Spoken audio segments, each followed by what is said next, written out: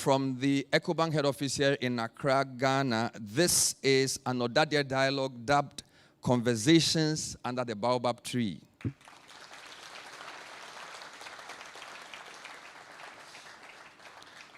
Thank you very much. The ODADEÄ National Dialogue is a thought leadership platform put together by all students of the Presbyterian Boys Secondary School to tackle important national issues.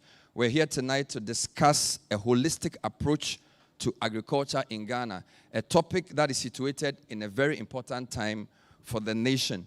We are here before a live audience of students, past students from both Presec and our sister school, Ebri Girls, and friends from other institutions, with the sole aim of bringing out insights from the agri sector.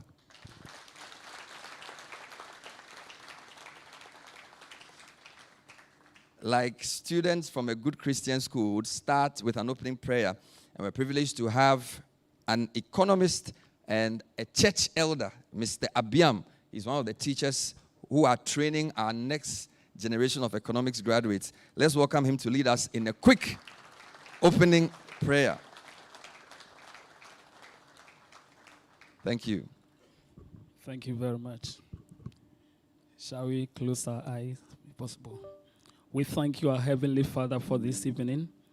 We bless you, we glorify you for the life that you've given unto us. Lord, as we gather here, we pray for your mercies, we pray for your directions.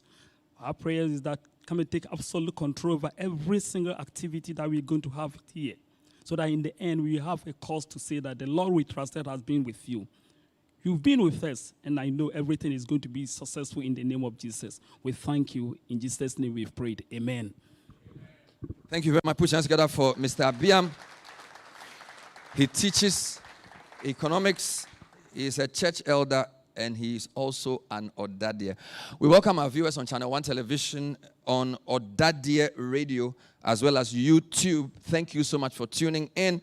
Don't forget the hashtag is the ODADEÄ National Dialogue. This program is part of our thought leadership series, which aims to add useful insights to important national discourses. My name is Bernard Avle. I am an ODADEÄ, finished 98, and would like to invite my senior, Isaac, to lead us in our very exciting school anthem. So let's rise and welcome Isaac. He will conduct from the podium as we sing in parts.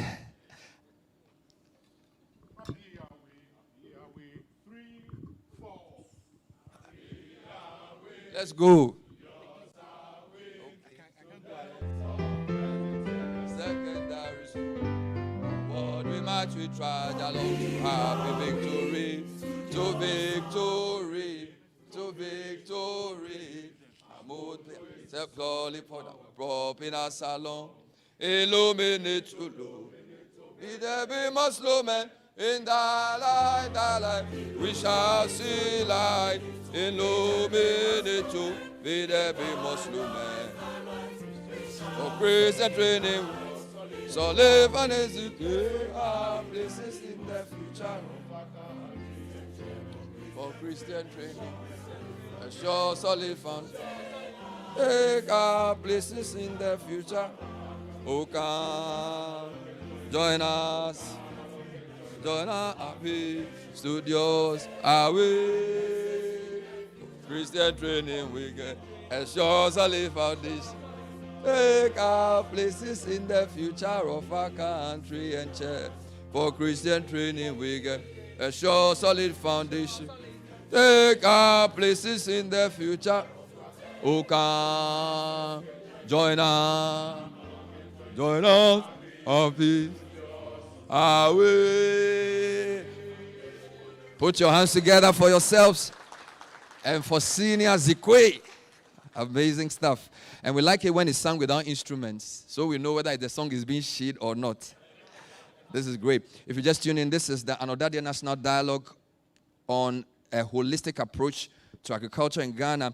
The context for this is that we are in the 6.5 months of a new government, and new policies are being formulated.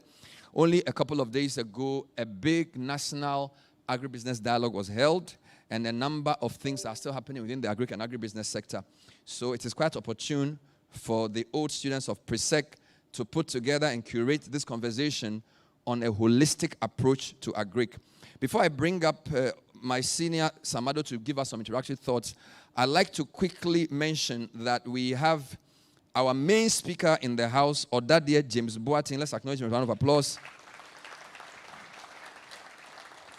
And I'll introduce him properly later, but he's ODADEÄ 1978. Thank you so much, sir, for being here. Now, we're doing a small competition. Apart from the students, the year group with the most people, you will win a prize. And that prize is that you will donate to the next event. And so, can I see the 78 people who are here today, please? No, don't disown your year group. So, apart from James, but we are the 78 people. Okay, so you are only 78. You are in a comfortable lead. We have 5 discussants. We're privileged to have ODADEÄ Professor Felix Ankoma Sant, who is a Pro-Vice Chancellor for Research, Innovation, and Development, University of Ghana, ODADEÄ 83. Let's acknowledge him with a round of applause. So you finished Form 5 in 83 when there was no food in Ghana. So I wonder how you wrote your O-levels. But you will explain when you come on stage. We're also privileged to have the West Africa Regional Coordinator for Technologies for African Agricultural Transformation. He is ODADEÄ Dr. Ernest Asa Esiedu. And he is ODADEÄ 76. So in the heat of Operation Feed Yourself, he was feeding himself and writing his papers. Not to be outdone, on the panel as well, we have ODADEÄ Kwame Asariamuakuhene, who is the Managing Director of CT Engineering, an agric engineering firm. Let's welcome ODADEÄ Kwame Asariamuakuhene. He is also a proud product of 1983. So Prof was his mate. I believe they were classmates in school. Of course, we still have a Director of Operations of Agromite, a policy person, also as an agric economist, and a farmer, ODADEÄ Dr. Henry Enim Somoa, ODADEÄ 84. Wow. The 80s are in a comfortable lead. And we can't do anything as pre-seconds without our female friends on the hill.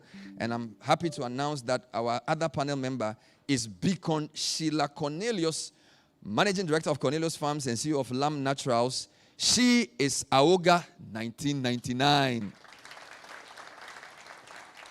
Wonderful. So the format will be a brief presentation by our main speaker, followed by quick comments from the discussant before our panel. We're hoping that those of you gathered here and those of you watching us on TV would also contribute to the discussion as we delve into this very important topic of a holistic approach to agriculture. I'd like to invite to bring us opening remarks and also give some further context to the ODADEÄ conversations, former North America lead for the Presec Old Boys, Senior Sam Adu, please. Welcome, Senior Adu.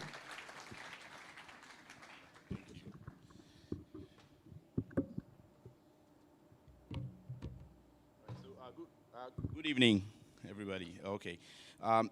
These are the remarks by the chairperson, and she's not here today. She's in the person of Engineer Patricia Obonai, who is the Global Vice President. So I've been asked to stand in, and I will deliver the remarks on behalf of the ODADEÄ Vice President, Global Vice President. We expected the Minister of Agriculture here, so it's Honorable Minister of Agriculture, members of the clergy, honorable members of parliament, distinguished ODADEÄs, ladies and gentlemen. For the second time in 2 years, Presec Old Boys come into homes of Ghanaians to engage in a national conversation on a critical topic, a holistic approach to agriculture. Our Baobab 3 lectures seek to offer practical solutions to the challenges hindering our country's progress. Our founders envisioned that the products of this great school will lead such a mission. We are not to remain indifferent to the problems confronting Ghana. On the contrary, we are expected to draw on the deep knowledge within our fraternity and through collaboration with others, help move our nation forward.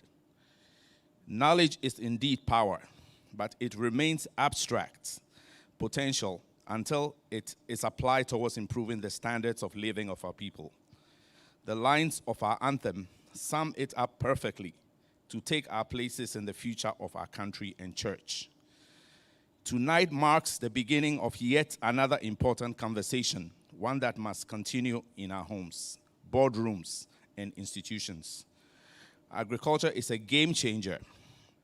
Food security and affordability provide the foundation and catalysts for industrial growth and national transformation. This conversation under the Baobab tree will clearly highlight where we veered off track and what we must do in the short and medium term to correct our course. It is possible. The ODADEÄ spirit of optimism is the mindset we all need to piece together what is broken and chart a path forward. I wish this gathering a fruitful and engaging dialogue under the Baobab tree, and I hope to see you again next year for another impactful ODADEÄ conversation. Thank you.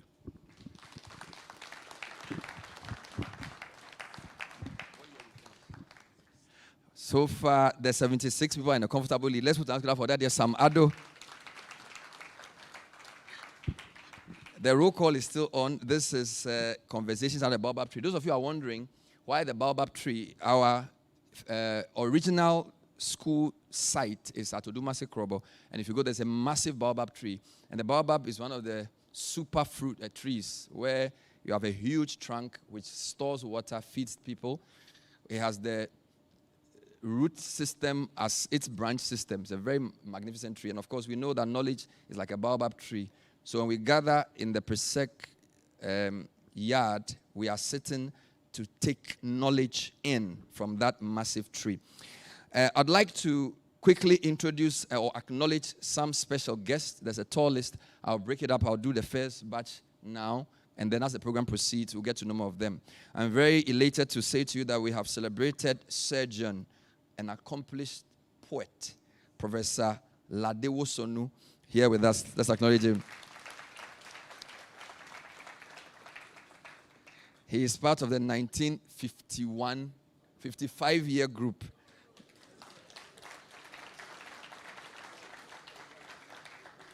And definitely before Legon. So clearly Odumase Krobo. Prof, it's good to see you. Thank you. We are privileged to also have Na Toshi Annan, who's representing the AOGA president.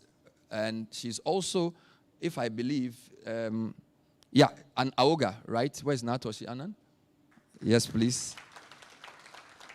Thank you. We also have ODADEÄ Dr. Ernest Owusu-Afari, immediate past Global Vice President.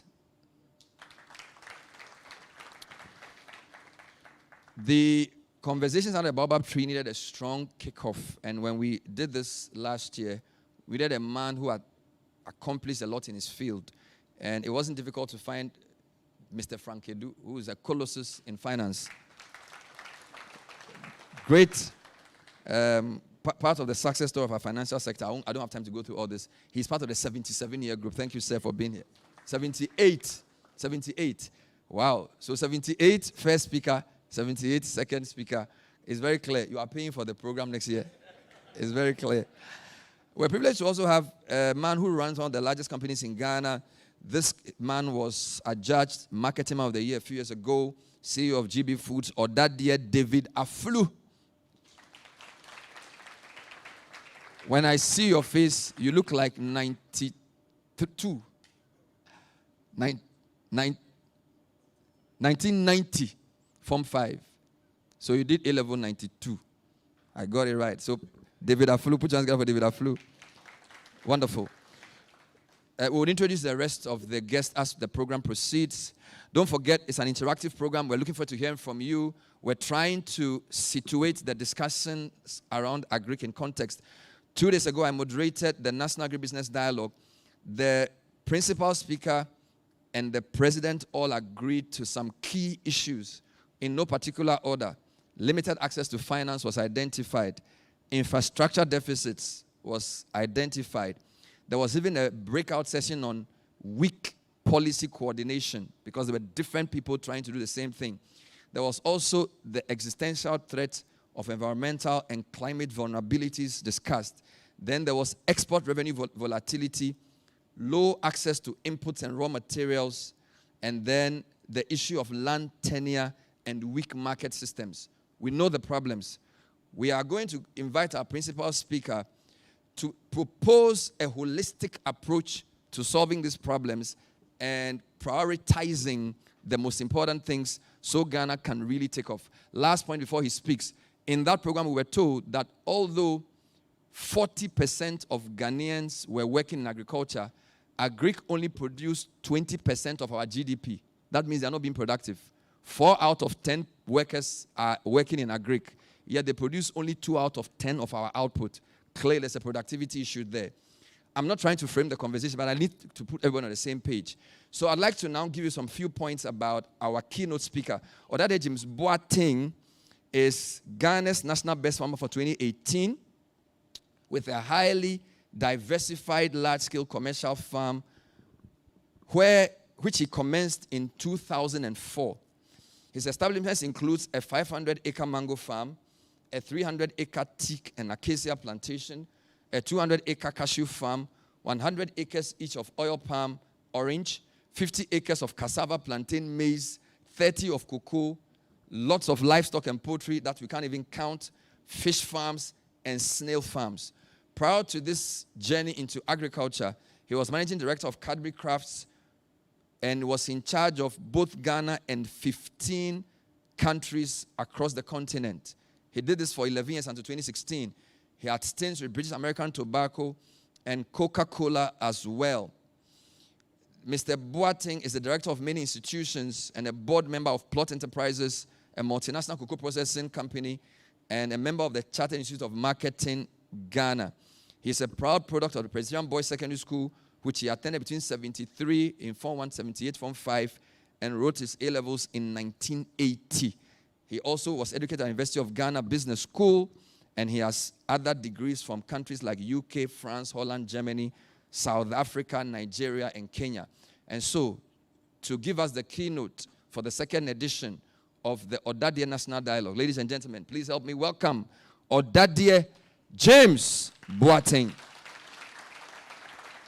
If you want to stand, you can do that. Thank you, sir. Always good to hear you.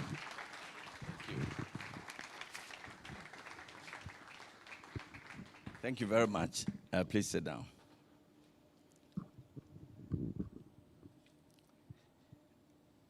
I'd like to start by emphasizing that in spite of all the nice things Bernard said about corporate, I'm a proud farmer today. So I speak with the voice of a farmer, small scale, large scale, emergent farmer, subsistent, because I live in the midst of all these people.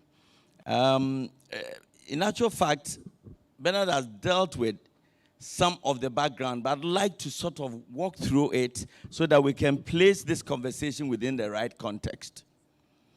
We all acknowledge that agriculture is important. Now, I just want to reiterate that whether you are planting or producing cereals, legumes, tubers, vegetables, tree crops, livestock, poultry, fisheries, you are part of the agricultural value chain.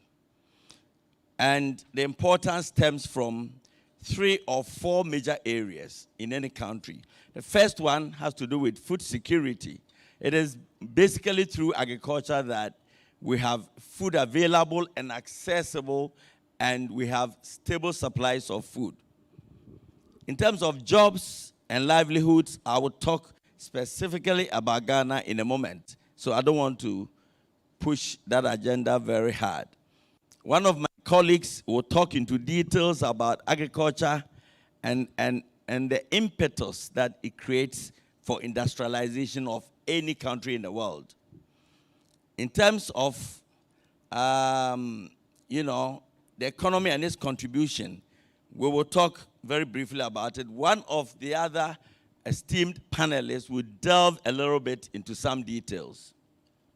But let me just mention one example of a country which basically in 1960s was accepting food aid. And around the 1980s, this country was a net importer of food, but today is a net exporter of food around the world. I'm talking about Brazil. So we will learn some lessons about how they did it. And even if we miss anything, it's important to indicate that Brazil approached their agriculture holistically. There was no fragmentation, and they've been able to do it, and they've been able to back it with a globally competitive model. Somebody even indicated that around the world they are the biggest food exporters today. Okay? So this sector is extremely very important. Let's quickly come down to the Ghana situation. And I would say that it's not all doom. In this country, we have around 90% farmers being small scale. It is an opportunity. It is also an issue. But I'll leave it for the experts to delve in. The 90% small scale farmers produce about 80% of the food we eat and export in this country. So you cannot do away with them. However, the World Food Program, and I choose to pick their data, they say around 1 million Ghanaians are not food secure, which means that we cannot guarantee that every Ghanaian can wake up, live throughout the year, and have enough food at his or her disposal. And to make it worse, around the same million of children under 5 are said to be malnourished. If we continue, we would want to ask why this situation. This has happened because of erratic weather patterns. And so I'm sure when we begin to talk about the solutions and proposed solutions, we will look at how we can deal with this issue. Inflation. A lot of times you hear of consumer inflation. If you see some of the farm producer inflation numbers, it's dreadful. It is hitting farmers big time. Sometimes it is simply the disjoint between policy and implementation and the expected outcomes, the things we want to see. And sometimes it is simply has to do with a change of government. The policy may be there, it may be the same, but government change and they want to do things in a different way. All of this impacts our food security. Now, let's move on to the second point, which I indicated underpins the importance of agriculture. And that point has to do with our economy. Whether the size of our exports is $27 billion or whether it is $25 billion really doesn't matter. The important thing to note is that agriculture contributes only $3 billion of whatever we export. And that includes cocoa. If you strip the numbers of cocoa, which does about $2.5 billion, you are looking roughly at the other crops in exports of just about 0.4 of a million, $400,000 only. Now, let me throw in a little bit of contrast. La Côte d'Ivoire, which is pretty comparative to us, to be honest, in terms of arable land, population and everything, La Côte d'Ivoire is bigger than Ghana. We have much more streams we can tap into for irrigation. But this is what they are doing. La Côte d'Ivoire has an export revenue of about $8 billion every year coming into their economy. And it is fixing their balance of trade. $8 billion. Cocoa alone is contributing $6 billion, twice what we get in total from all of our agriculture. In terms of fruits, and I love to talk about mango, because when I left corporate, barely a year later, I sold mangoes and made $1 million. I don't want to talk about it. I've just checked. There's nobody from my village here so I'm sure I'm safe. But I quietly made $1 million by selling mangoes from 100 acres. So who says agriculture is not profitable? I said, wow. Never saw. Of course, I saw much more than that when I was heading corporate. But it wasn't my money. But this was my money. So, whereas La Côte d'Ivoire sells up to $1 billion of mangoes every year, Ghana sells just around $60 million. Don't get me wrong. So we have I see some of these gaps as opportunities. All right? Let's go on. And I'm saying that the agribusiness opportunities are global. Again, I'd like to stress and emphasize, I don't want to sound too theoretical, so I want to talk about real figures. The global size of mangoes, for example, is around 70 billion US dollars every year. Cocoa, I'm told, is a little over 30, maybe 40 billion. But you know how much we sell? We export only 60 million. So you can't even check how much we sell. The rest is opportunities. Some of the countries in the typical mango zones, Costa Rica, Peru, Brazil, and all that, are at the mercy of global warming. So they are all hurting. So you have buyers in Europe flocking to Africa. And countries like La Côte d'Ivoire, even Mali, even Burkina Faso are making inroads.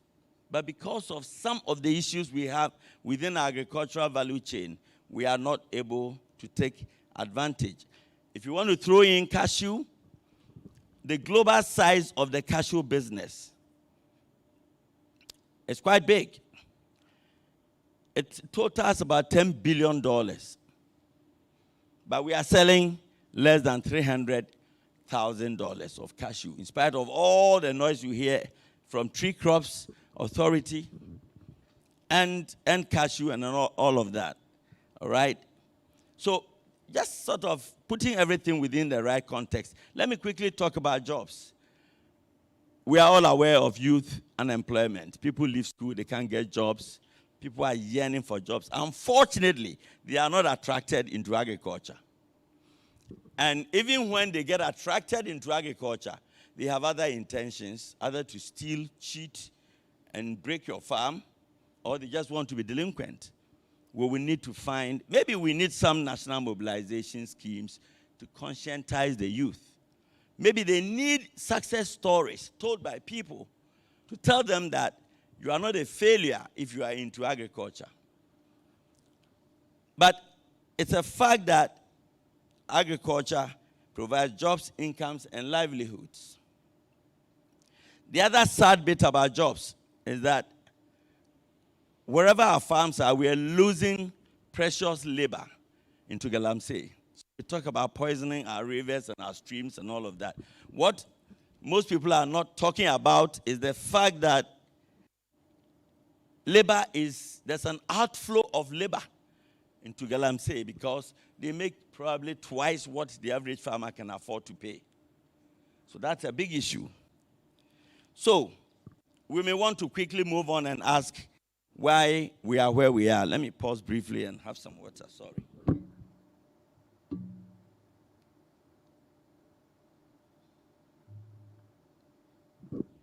So why are we where we are? Is it in terms of policy formulation?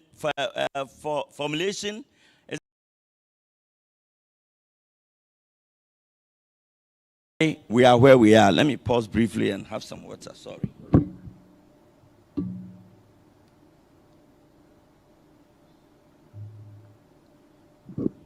So why?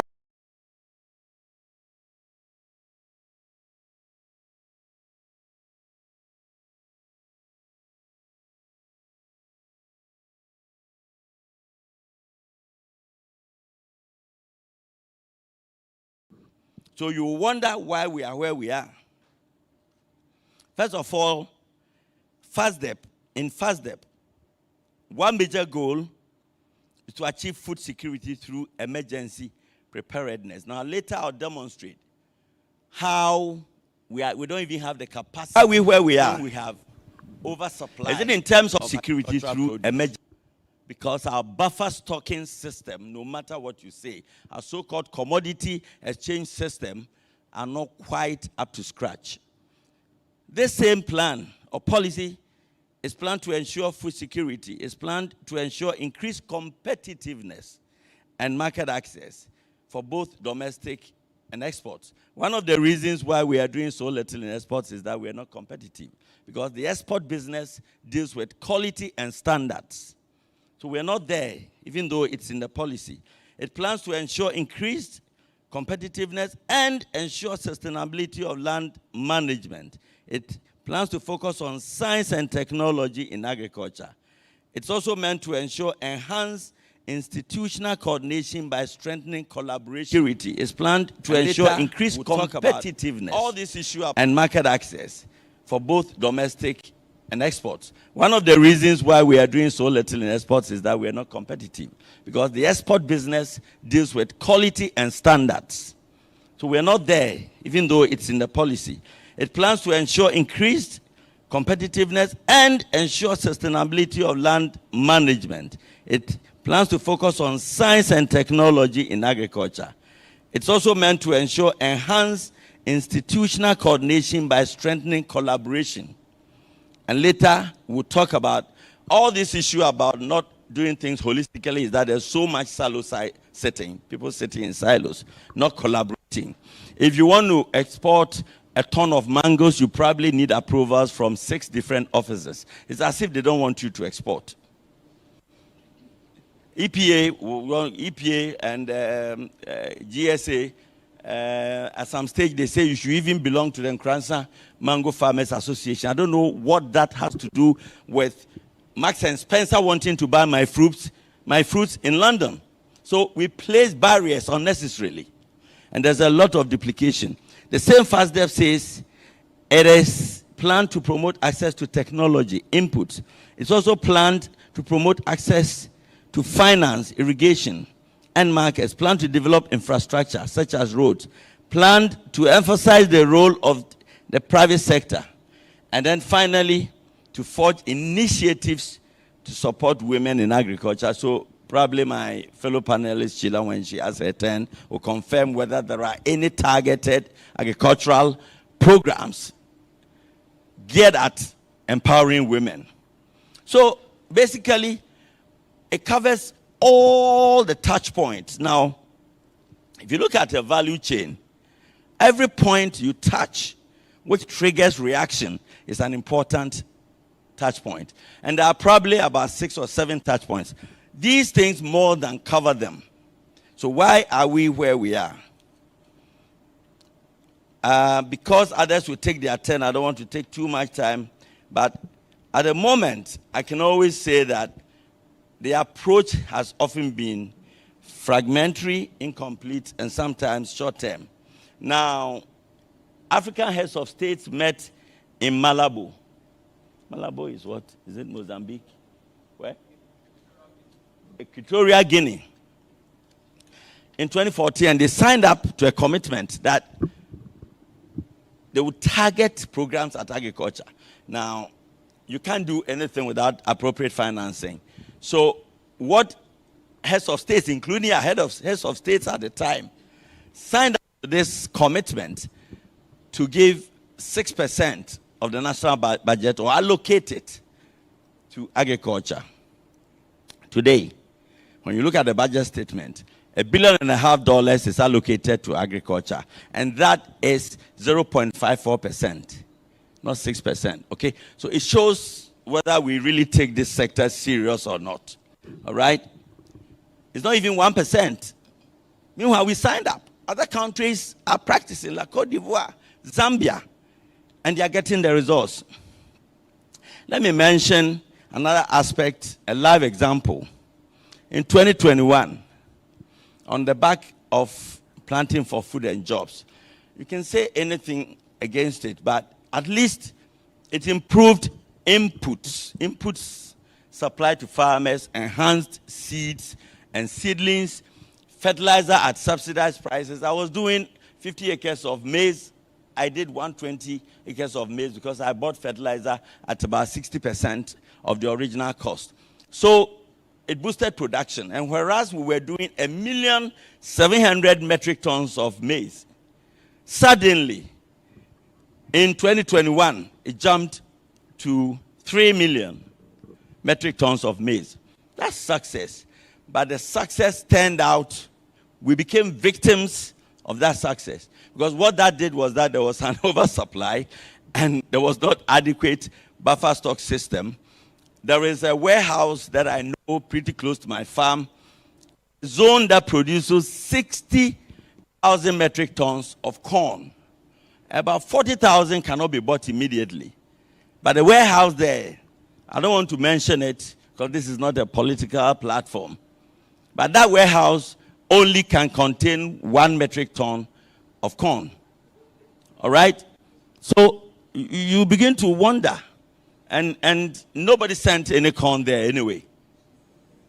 So, and when the farmer couldn't sell the corn, I saw farmers abandoning their maize and boarding the last village bus and leaving. Very frustrating. Okay? Now, we in Ghana, statistics shows that we consume a little over 2 million metric tons. So when we produced 3 million metric tons, there was a surplus. We're not ready to take up this surplus. So speculators from La Côte d'Ivoire, Burkina Faso, and Niger came down and bought the corn at very low prices. Then COVID came in, 2020, disrupted agricultural value chains, fertilizer we couldn't get. Then suddenly we said we are looking for maize from Ukraine and all that. Then the Burkinabes and the Nigerians sold the corn back to us at double price. So we imported. This is the sector we are talking about. Now, let me just chip this in that this has not changed. This happened in 2021, it's not changed. I came in from Kransa 2 days ago, and before I left, I tested the market. A bag of corn, which was selling for 1,100 Ghana cedis, 140 kg. I sold it for 500 Ghana cedis because there's a surplus and there's a glut. And nobody has an answer to it. Very soon, poultry farmers will start crying that they cannot get feed. But it's as if we are watching. I sold it so I can say confidently, if anybody wants to deal in corn business and you have a warehouse, that's a bonanza for you. The price has dropped by more than 50% as we speak. And policymakers and other agents are watching. Maybe they will do something a bit about it. 40% of all the mangoes we produce in this country rots. Simple as that. It differs. In some areas, 20%. In some areas, 50%. Simply because the domestic market, Blue Skies, HPW, and others, they are processing just about 30% of the mangoes that are produced. There's a big demand for mangoes.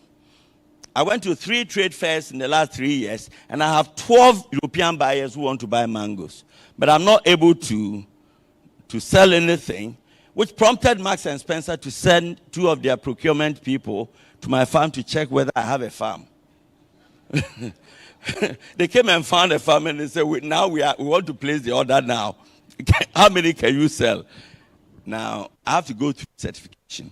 I need that. I need to be a member of the Nkransa Mango Farmers Association. I need to, the hurdles, okay?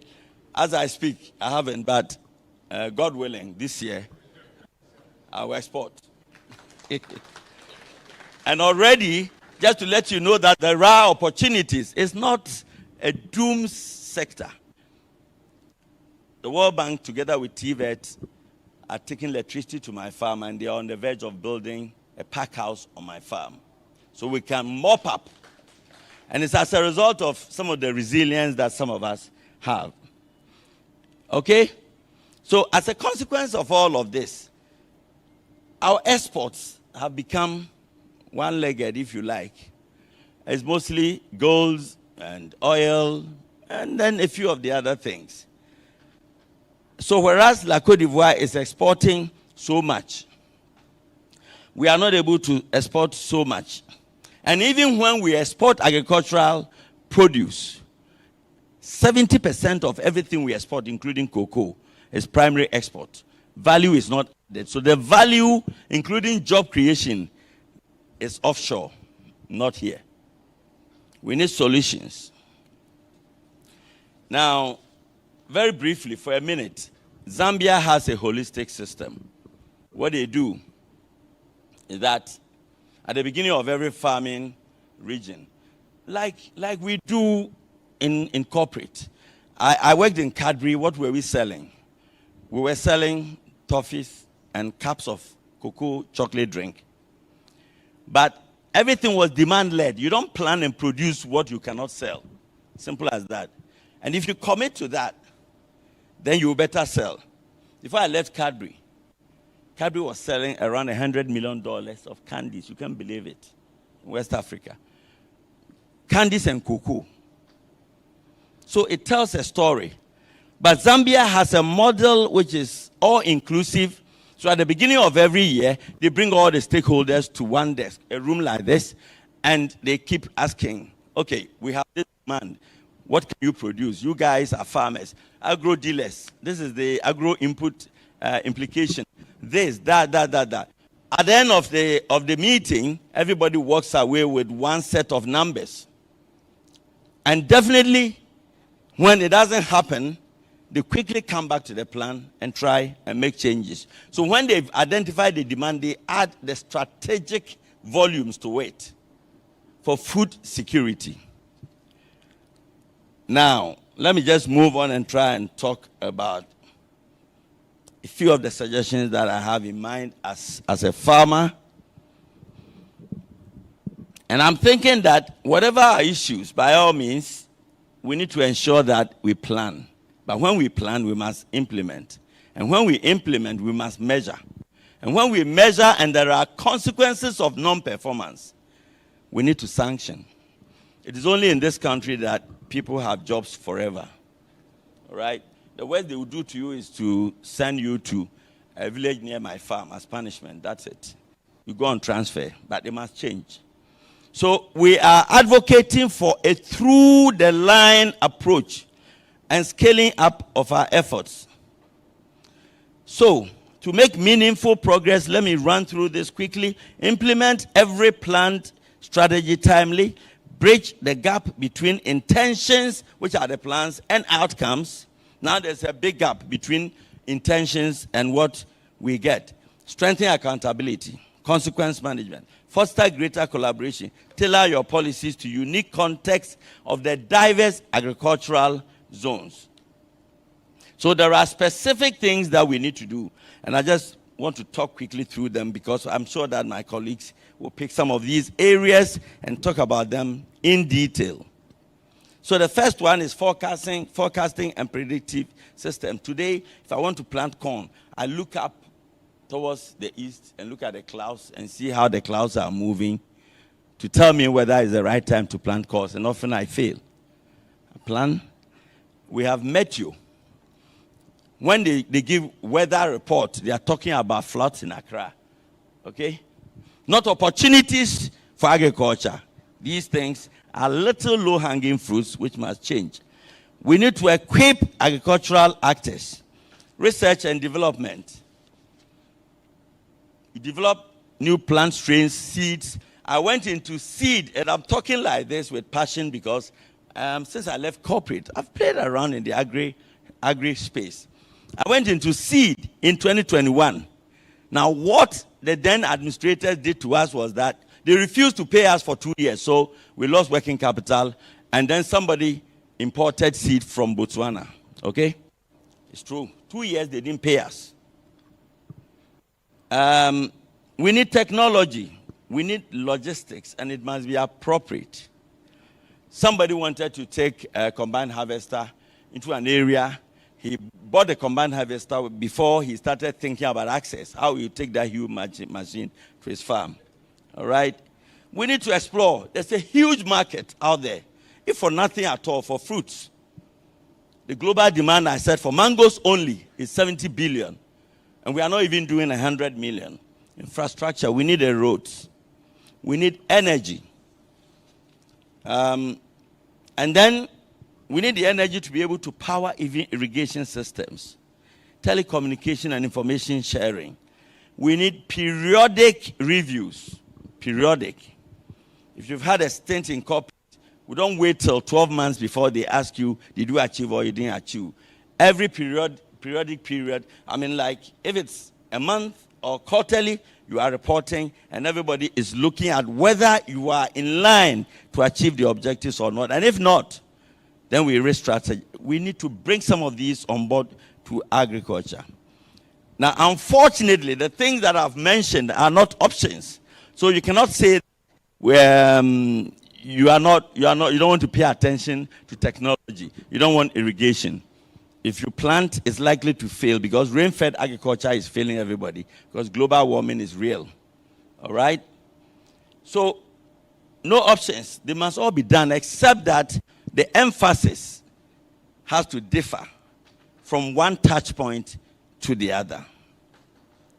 And whilst we do all this, as I conclude, I said that it is in this part of the world that people get away with non-performance. The philosophy of consequence management must kick in. It must come into our life. If not national life, it must come into the agricultural life. And it simply says that when people perform, reward them. When they perform and get their targets, recognize them. When they exceed, reward them. But when they fail, sanction them. I think a better word for sanctioning is punish them. All right? On this note, I'd like to say thank you very much to everybody for giving me a listening ear. And I wish our agriculture very well. God bless you. Wow. Wow. Just when it was getting exciting, you just dropped the mic. ODADEÄ James Boateng, round of applause for our keynote speaker. This is an ODADEÄ National Dialogue Conversations under the Baobab tree on towards a holistic approach to agriculture. We're coming to you live from EcoBank head office here in Accra, Ghana. We're streaming live on Channel 1 News and Joy News, streaming live on ODADEÄ Radio and other platforms. This is a thought leadership program that we've brought together to delve into matters of national importance. This program has 3 parts. We've just finished part 1, which is the keynote by a former national best farmer, a massive farmer, James Boateng. We're not going to review everything he said, but just 2 points for those who just came in. Generally, our approach to agriculture has been fragmentary, incomplete, or fragmented, incomplete, and short-term. We need to plan, we need to implement, we need to measure, and we need to sanction. Now, the design of this program is to bring 5 discussants from 5 specific thematic areas. The first discussant is the Pro-Vice Chancellor of the University of Ghana. He's in charge of research, innovation, and development. He used to be in charge of ISE, which is arguably the leading research institution, academic type in the country. Professor Felix Ankuma-Sante has done many things within the economics and the agri-economics field. I'll highlight 2 or 3. For example, he was a member of the Grant Review Committee of the Board for AGRA, which is the Alliance for Green Revolution in Africa, probably the most important institution for agri on the continent. This he did in Kenya between 2017 and 2023. Board member also for the International Center for Evaluation Development, ICED, in Kenya. Published articles too many to mention, books too many to number. First Ghanaian to be inducted into the DAAD-sponsored African Good Governance Network. And he is the immediate past president and member of the Ghana Association of Agricultural Economists and International Association of Agricultural Economists. He is going to bring his perspectives from the economic angle. So let's welcome our first discussant, Professor Felix Ankuma-Sante. Thank you. Yeah, thank you so much, Bernard. And good evening, fellow ODADEÄs. I'll look at the economy and why agriculture should be taken serious in our setting. the keynote speaker talked about our contribution to the agricultural sector, which is 20% of GDP. But the debate of what agriculture is in this country is something that we have to discuss later. All the things the keynote speaker said, what we know as agriculture is a small part of it. The others cuts across manufacturing and services. But as a country, we just focus on production and we call it agriculture. We'll come to that, that sector very soon. So certainly, agriculture plays a pivotal role in the economic growth. Certainly, it helps reduce poverty and addresses food security issues. So let's take inflation. Inflation, the consumer price index, that basket that contains food items and non-food items. You notice that anytime the food inflation is high, the inflation of the country is high.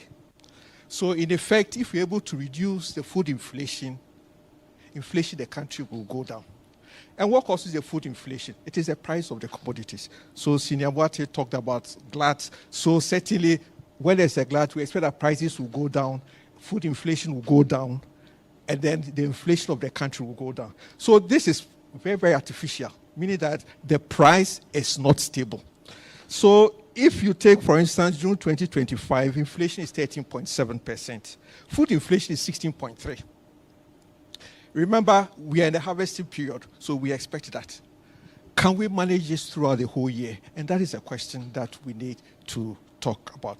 When it gets to December, you see the food inflation going so up, and then inflation in the country also goes up. So if, as an agrarian economy, we need to prioritize agriculture, because virtual agriculture drives what our macroeconomic indicators are, which mainly it's inflation, the inflation, which drives interest rates, drives virtually everything. So we can work on food inflation if we take agriculture serious.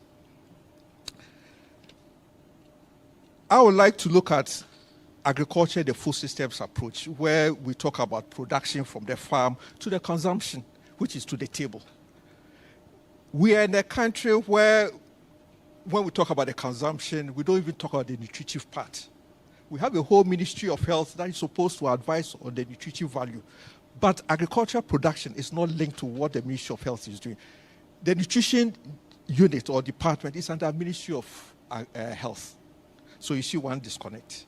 So if we are talking about the food systems approach, where we are looking at from the farm to the consumption, where Senior Boats talked about, then there's a problem in the country. The nutritive part is not considered. And we are talking about food security. So a holistic approach in agriculture should encompass all the related sectors in the value chain. And here, I'm talking about sectors that we talk about from the farm to the table. So we are talking about production, processing, transportation, and consumption. Now, the typical agriculture we know in this country is the production. The processing that we are talking about, when you look in our data, it's under manufacturing. When you talk about transport, it's under services. So what is agriculture definition in our country? Where do we want to move in terms of agriculture? Until we help address this challenge, we will continue having the problem that agriculture is not performing. Agriculture is the only sector in the economy that touches on everything in this country. Agriculture touches on energy, agriculture touches on health, agriculture, you touch on transportation, you touch on everything. But we are in a country where we have a Ministry for Agriculture that is disconnected from the other 15, 16 ministries. Now the issue is how do they speak together? And that is a challenge. If we want to make a headway in agriculture, and I strongly believe that agriculture should drive the economy. And if agriculture should drive the economy, then we have to redefine what we want. What are our priorities? Do we want our production to come to our tables in the home? Do we want the production to feed export? Do we want the production to do what? And this is a discussion that we should have as a country in the area of policy. if not the 80% smallholder farmers who are operating on the average 2 hectares. They are the people feeding us. If we're able to convince all those farmers that don't go into maize farming, that means we are going to stay without food. And that is the type of country that we are in. Cocoa is being produced by individual household decision. If cocoa farmers decide to sell all their cocoa for galamsey and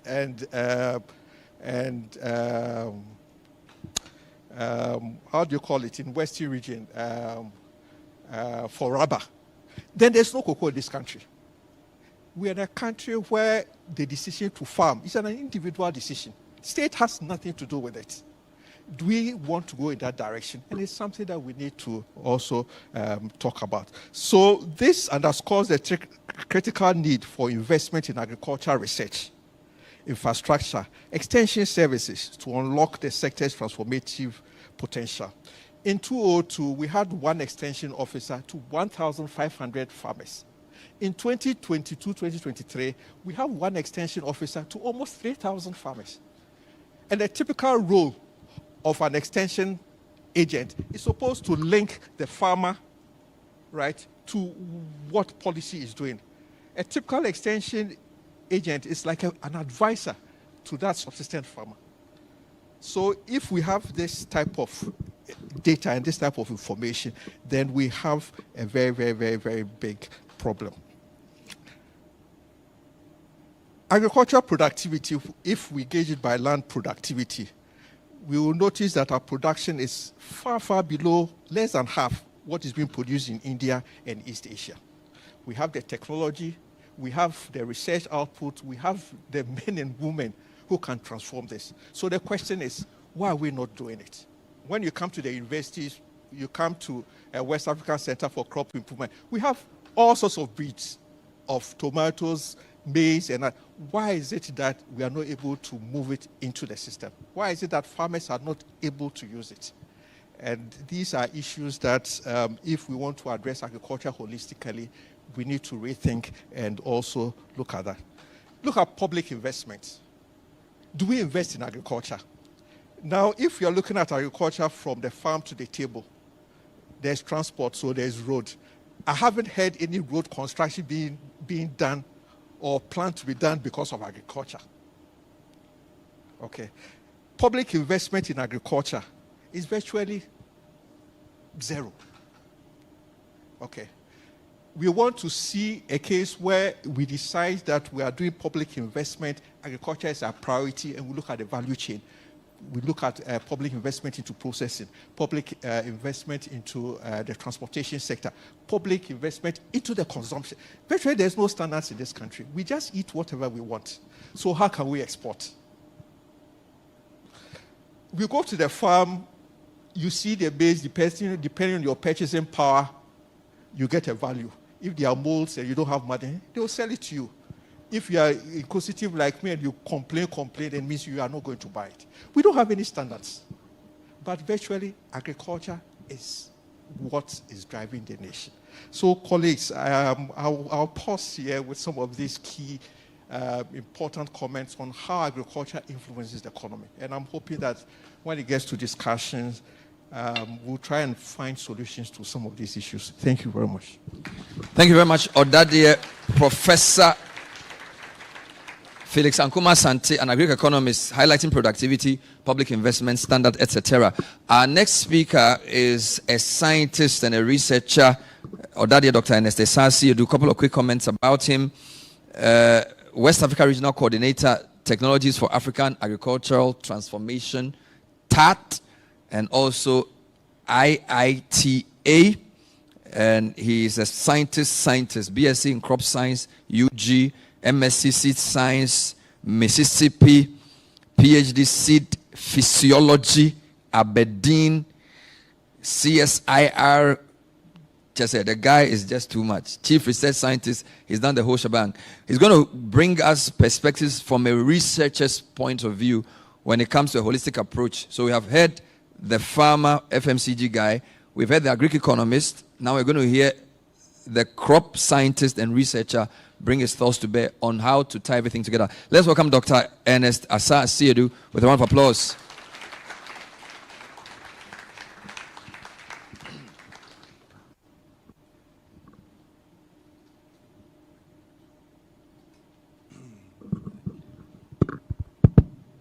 Thank you very much, Mr. Facilitator. And good evening, ODADEÄ fraternity. It's a privilege to be here to join today's dialogue, to share our experiences with our country, our beloved country, Ghana. I will touch on some aspects that drives the value chain and also drives research. And I would like to go on the tail end of the value chain. I'll start going to the industry and the markets, which are the drivers of agricultural development.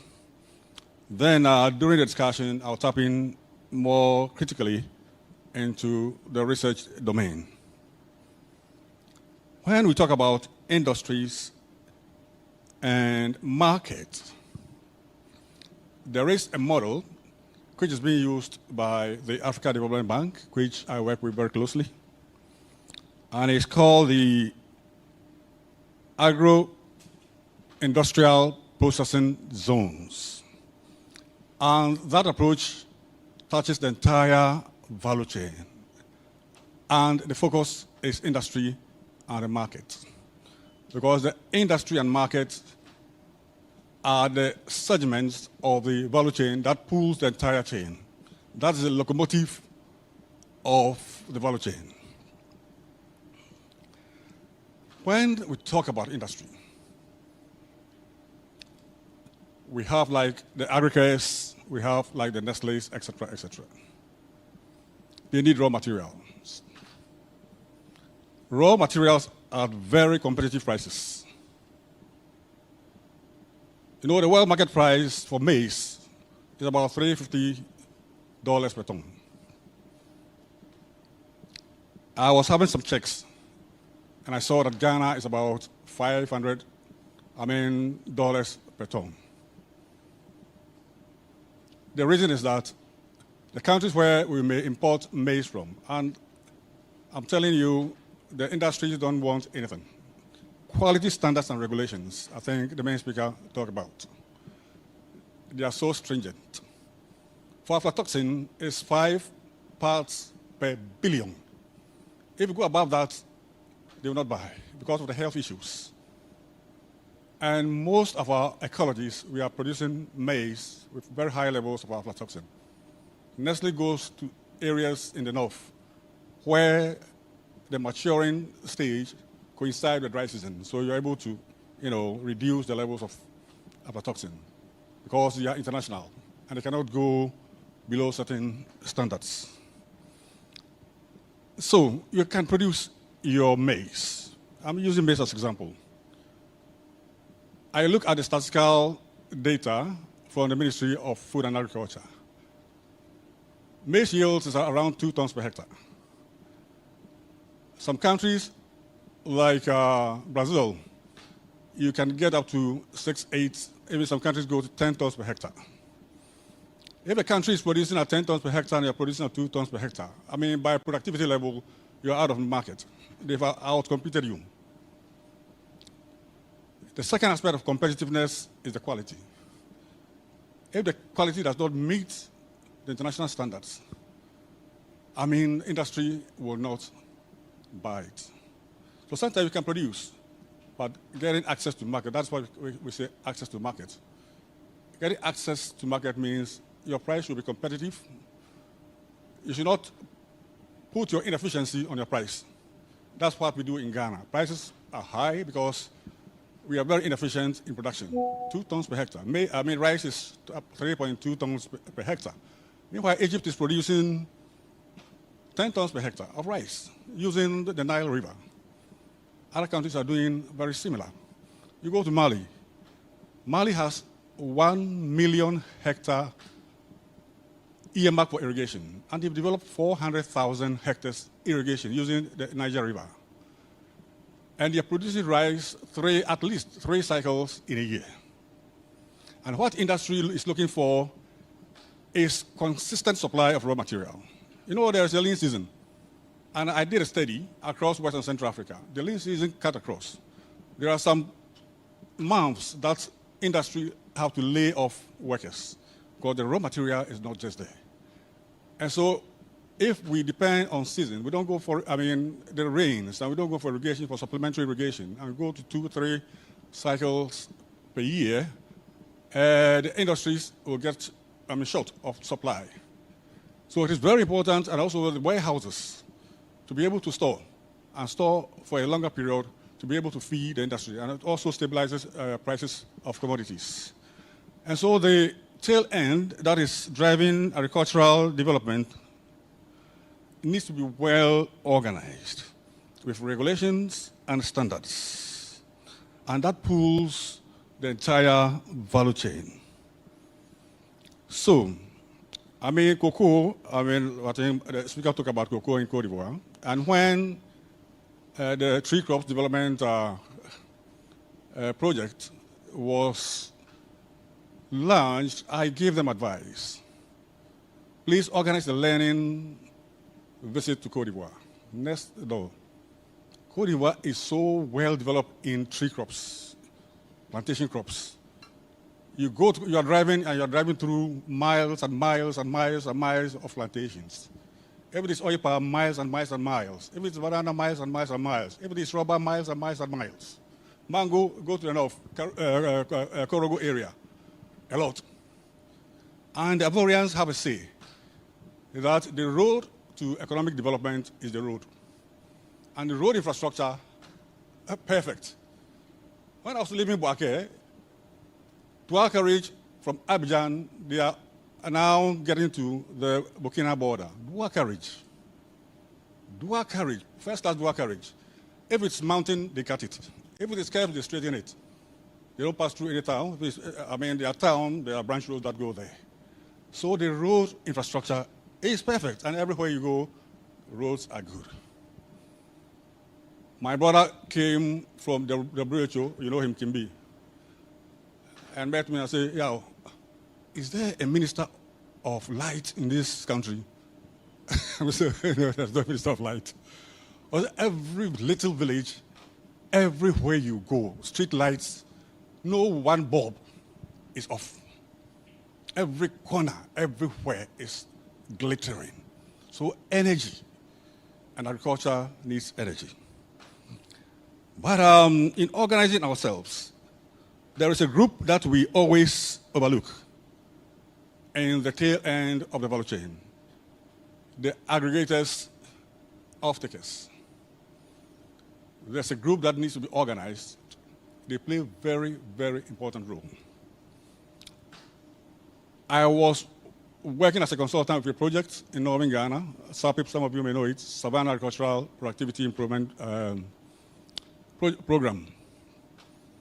And we work with some farmers. Some of them are now up to about 1,000 hectares of maize and soybean. And the essence is to produce these commodities for the feed industry to support the poultry industry. And there's a model. They themselves are like off-takers.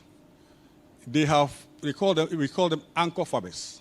They have outgrowers. They have outgrower scheme.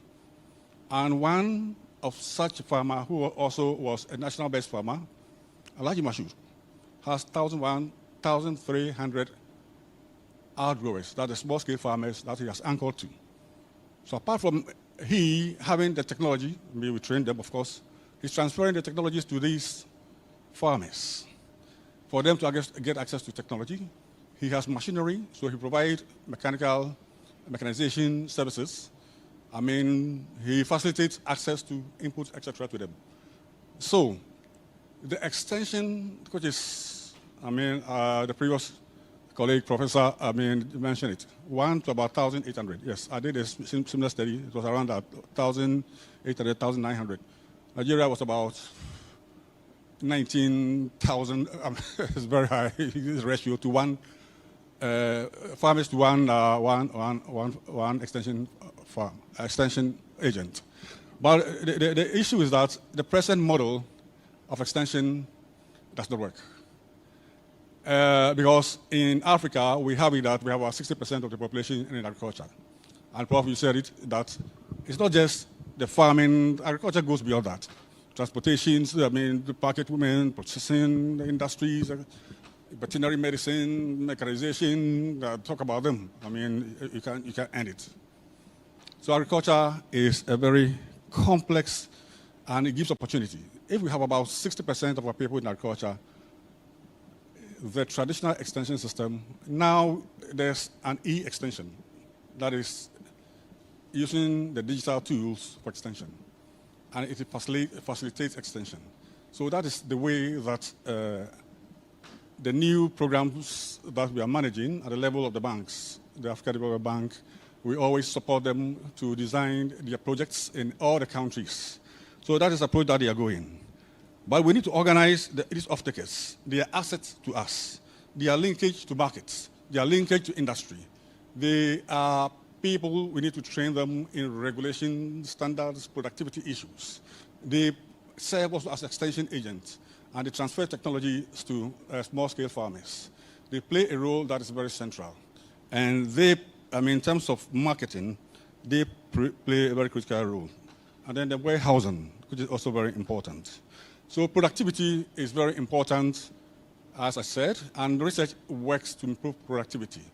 If we can double maize yield from 2 tons to 4 tons per hectare, and rise from 3.2 tons to even to 5 tons per hectare, then some work that I did for ECOWAS, if the region reaches 4.0 tons per hectare, now the entire region of ECOWAS is around 2 tons per hectare. If we go 4 tons per hectare, we have reached a self-sufficiency level.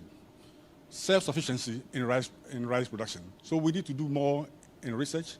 We need to organize the value chain very well. I think the previous speakers said that. And we need to invest. The Malabo Declaration, 10% of our budget should go into agriculture. But as we heard, it's less than 1%, which shouldn't be the case. Access to agri-input, quality seeds, fertilizers, pesticides, good agricultural practices, strong extension services, and then good markets, and then industry, I mean proper industry, and giving industry some reliefs to be able to drive the agricultural sector as a locomotive or the engine of the entire value chain. I'll end here, and when questions come, I will answer and add more to it. Thank you very much.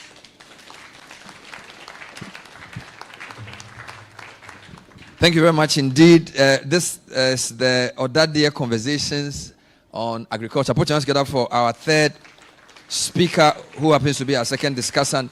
We're still trying to have a holistic approach. The thing about holistic is that there are many sides. And so we've heard from the agri-economist, now we heard from the crop scientist. I'm going to invite 3 people. I'm going to give each of them 2.5 minutes. You're just going to bang, bang, bang, right? So, because Sheila Cornelius, you're a farmer and an agri-business person. So just give us a couple of thoughts around what you've heard, and also how you see this holistic approach thing. Then I'll also bring in the final 2 discussants. So ladies and gentlemen, let me say 2 things about our next speaker. Ebri Girls is where she attended. She was just one of just 12 students who studied agriculture. All right? So it wasn't a very popular class, but she's persisted. She's now MD of a farm called Cornelius Farms and CEO of Lamb Naturals. So basically, production and value addition is her area. Let's welcome her to bring us some quick thoughts. Bipos Suhai, Nyamini Hene. Wonderful. Thank you. Good evening, everyone.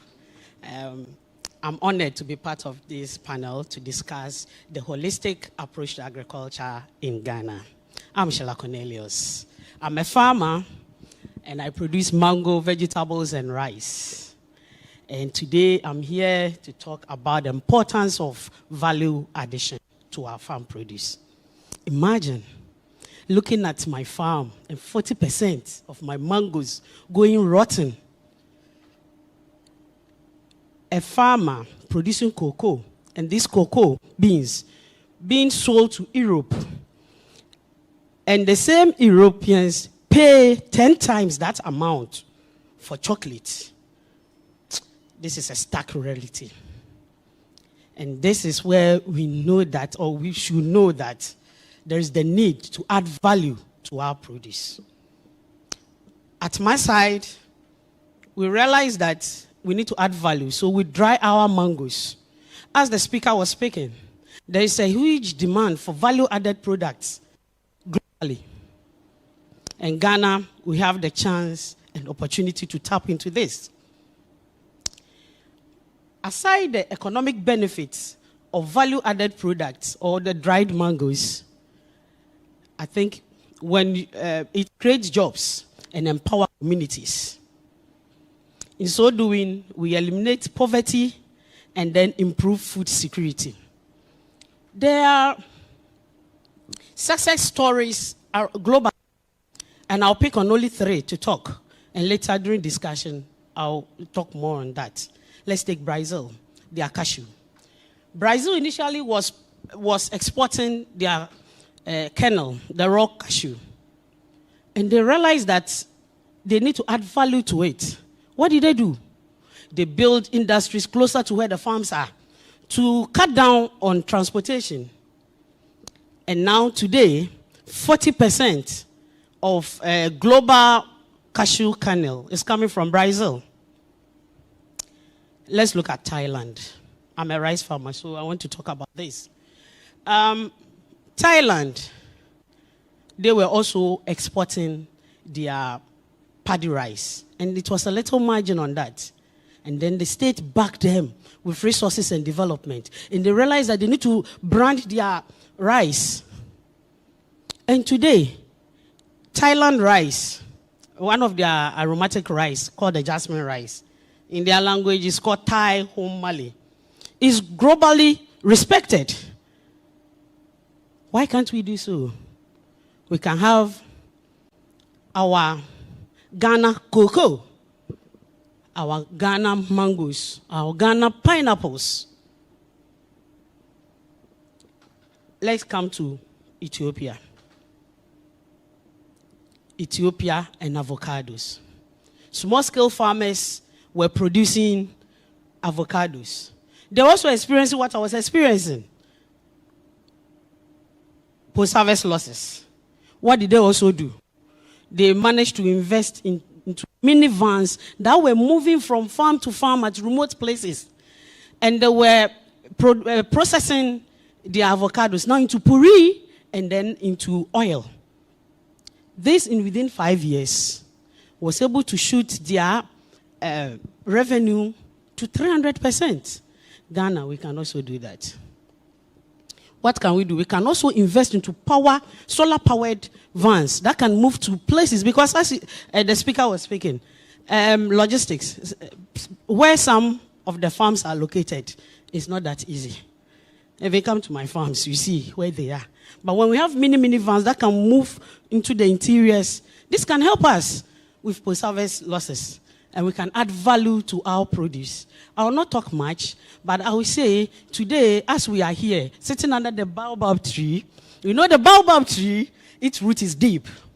But let's ensure that its nourishing branches produce something better for us. Thank you very much. And then one thing I want to leave for my farmers. Remember this, farmers and upcoming farmers, that your produce is gold. Don't sell it like gravels. Thank you. Wonderful. That's why we love Abri girls. Straight to the point, hitting the bullet points. Your produce is gold. Don't sell it like gravel. Amazing. Brazil, Thailand, Ethiopia, cashew, rice, avocados. What will Ghana be known for? Thank you very much. I almost said ODADEÄ, but no, you are... what is your... Is it, what's a Bugis? No, Beacon is the English name. I want your... Aoga. Yeah. We're going to take 2 final discussants, and then we're going to get into a discussion. We're looking forward to hear from you as well. This is still the conversation on the Baobab tree. ODADEÄ Kwame Asare Amakohene is an agric engineer, and he's also a farmer. He's done a lot of work with rice farmers in the Akuse areas, providing mechanized services to them. He's currently the MD of CTA Engineering, We've heard from an agric economist, we've heard from a crop scientist, heard from a farmer. Now let's hear from ODADEÄ Kwame Asare-Makwene. Let's put our hands together for him as he brings us some quick reflections on a holistic approach towards agriculture in Ghana. Thank you, sir. Thank you very much. Good evening, ladies and gentlemen. Well, towards the holistic approach to agriculture, and I'm going to just do something on mechanization.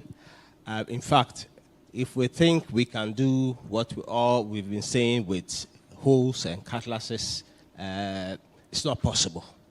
We have to find a way that we have to use machines. And how to use machines, there's a way to do it.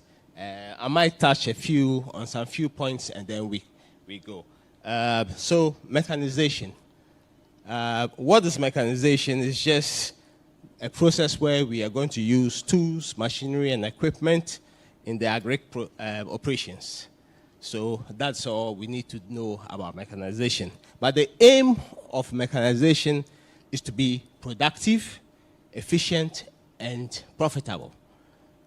That means that you can also have machines, using machines in a way that you are not efficient, you are not productive, profitable. Just like Senior Boat said, somebody bought a combine harvester and he couldn't go to his farm.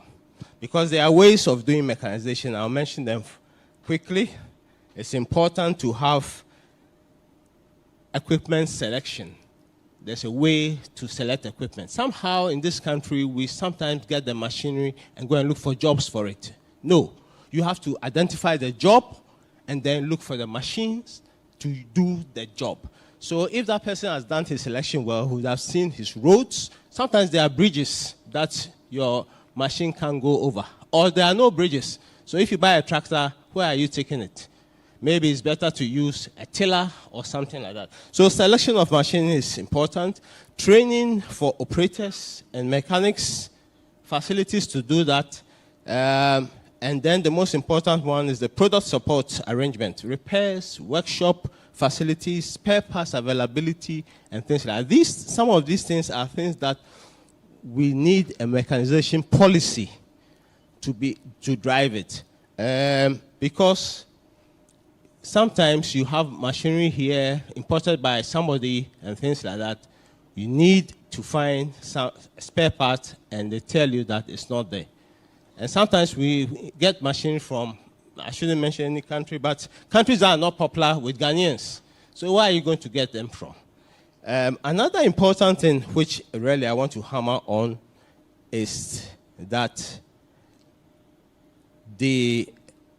I'm into procurement, and therefore I get inquiries from fellow farmers to buy certain things for them. And I've been getting, I think I would say, strange requests. And when you go and ask, you'll be surprised. For example, you have somebody who's bought a new tractor, he's working with it, and then he comes and tells you a stick went through his radiator. How did the stick go through your radiator? Or he's working and then his plow disc got broken. Hey, how does a plow disc get broken in a farm? Or I have one that his whole iron beam for a plow, it all got bent. So I went to visit them, and I've seen this happen across a lot of farms. Our land clearing, how we have to clear our lands for farming. And it's something that we all overlook. Maybe even because in Europe and America, they did many years ago, so maybe nobody does it anymore. Land clearing is an issue. And if we don't do it properly, we will have a problem. It's just like, to bring it down to, it's like roads, having roads and your vehicle. You can go and buy a bus, nice bus, train your driver, train everything. But I tell you, if your road is bad, no matter how good your drivers are, your your bars would not last. This is the same thing that happens with improper land clearing. So what is land clearing? Land clearing is, in agriculture, is aimed at eliminating and create opening space for agricultural purposes. It's just involved in the removal of trees, stumps, rocks, and other things so that machinery in agriculture, especially crop, can move freely. That is what land clearing is about. And most of the time, when we go, we see a bulldozer clearing land. The problem is that bulldozers with the blade can just push trees down. They push the trees down, and if they attempt to take the roots out, they will take off the topsoil, which we need for our work. So if you push a bulldozer to really take off your roots and things like that, you're going to have your topsoil off, and then you have to have problems trying to there are equipment and implements that have to be used for this. And I'm sorry to say I haven't seen one around. I've gone to all places. It's just a bulldozer with a, and sometimes it's a very old bulldozer somewhere, that God-forsaken bulldozer that is trying to do a work. It's very expensive for a farmer to spend 5, 6, 7,000 to clear land, and it's not done properly. Please, way forward. I think that we know, I mean, I was coming down from the Cape Coast Road one time, and I saw the company that is doing the road. I saw he has the bulldozer, he has the grader, he has excavator, he has all those things, and he's making the road. In agriculture also, land clearing is also a contract. I don't know, maybe it might not be lucrative or something like that, but we should make it, because we cannot go destroying our machines and tractors and things because we haven't cleared the land properly. It has to be, we have to find a way. We have to find a way, get contractors who will have bulldozers, tree pushers, rakes, root cutters. No, all these things are important. How government will go and do it, or private people can get in, and we show that this can work, is something that we need to discuss. There's a lot of land in this country, a lot of space to do clearing, proper clearing of land so that we can have agriculture going. I would say that good roads benefit vehicles, as good land clearing promotes agriculture mechanization. Thank you very much.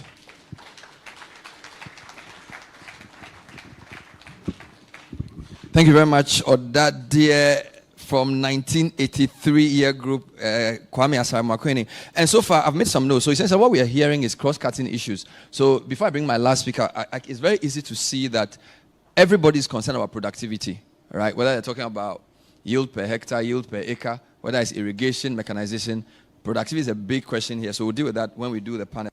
There's also a question of value addition, which is very clear from what you said. So whether you are just selling the mango raw, you're making it mango juice or whatever, value addition is a big, big subject that I've seen cut across. There's also the question of markets.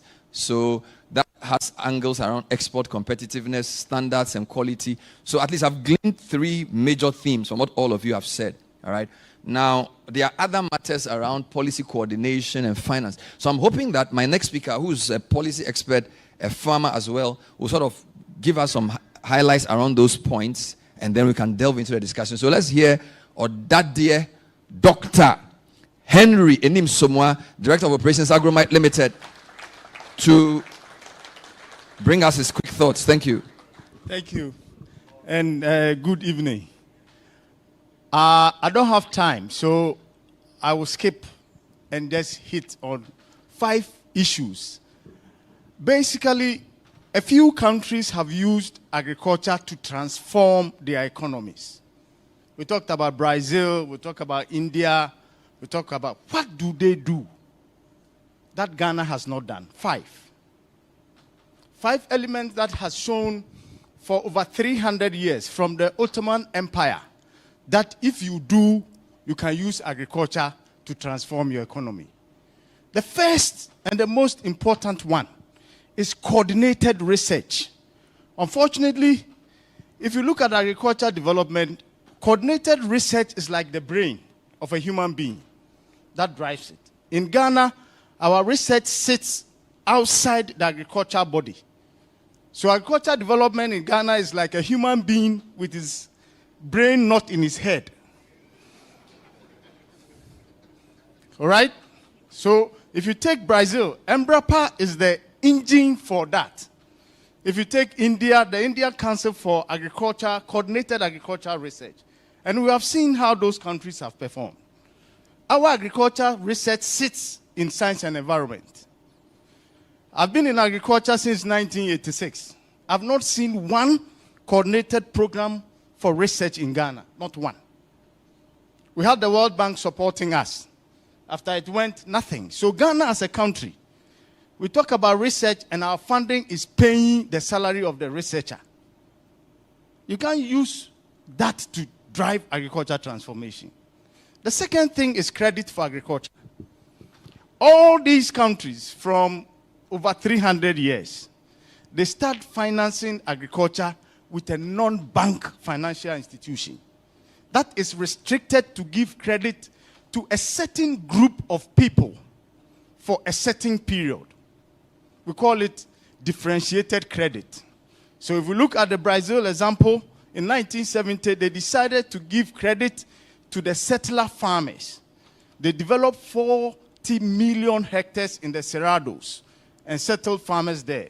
They gave them specific credit for land development for a minimum of 11 years.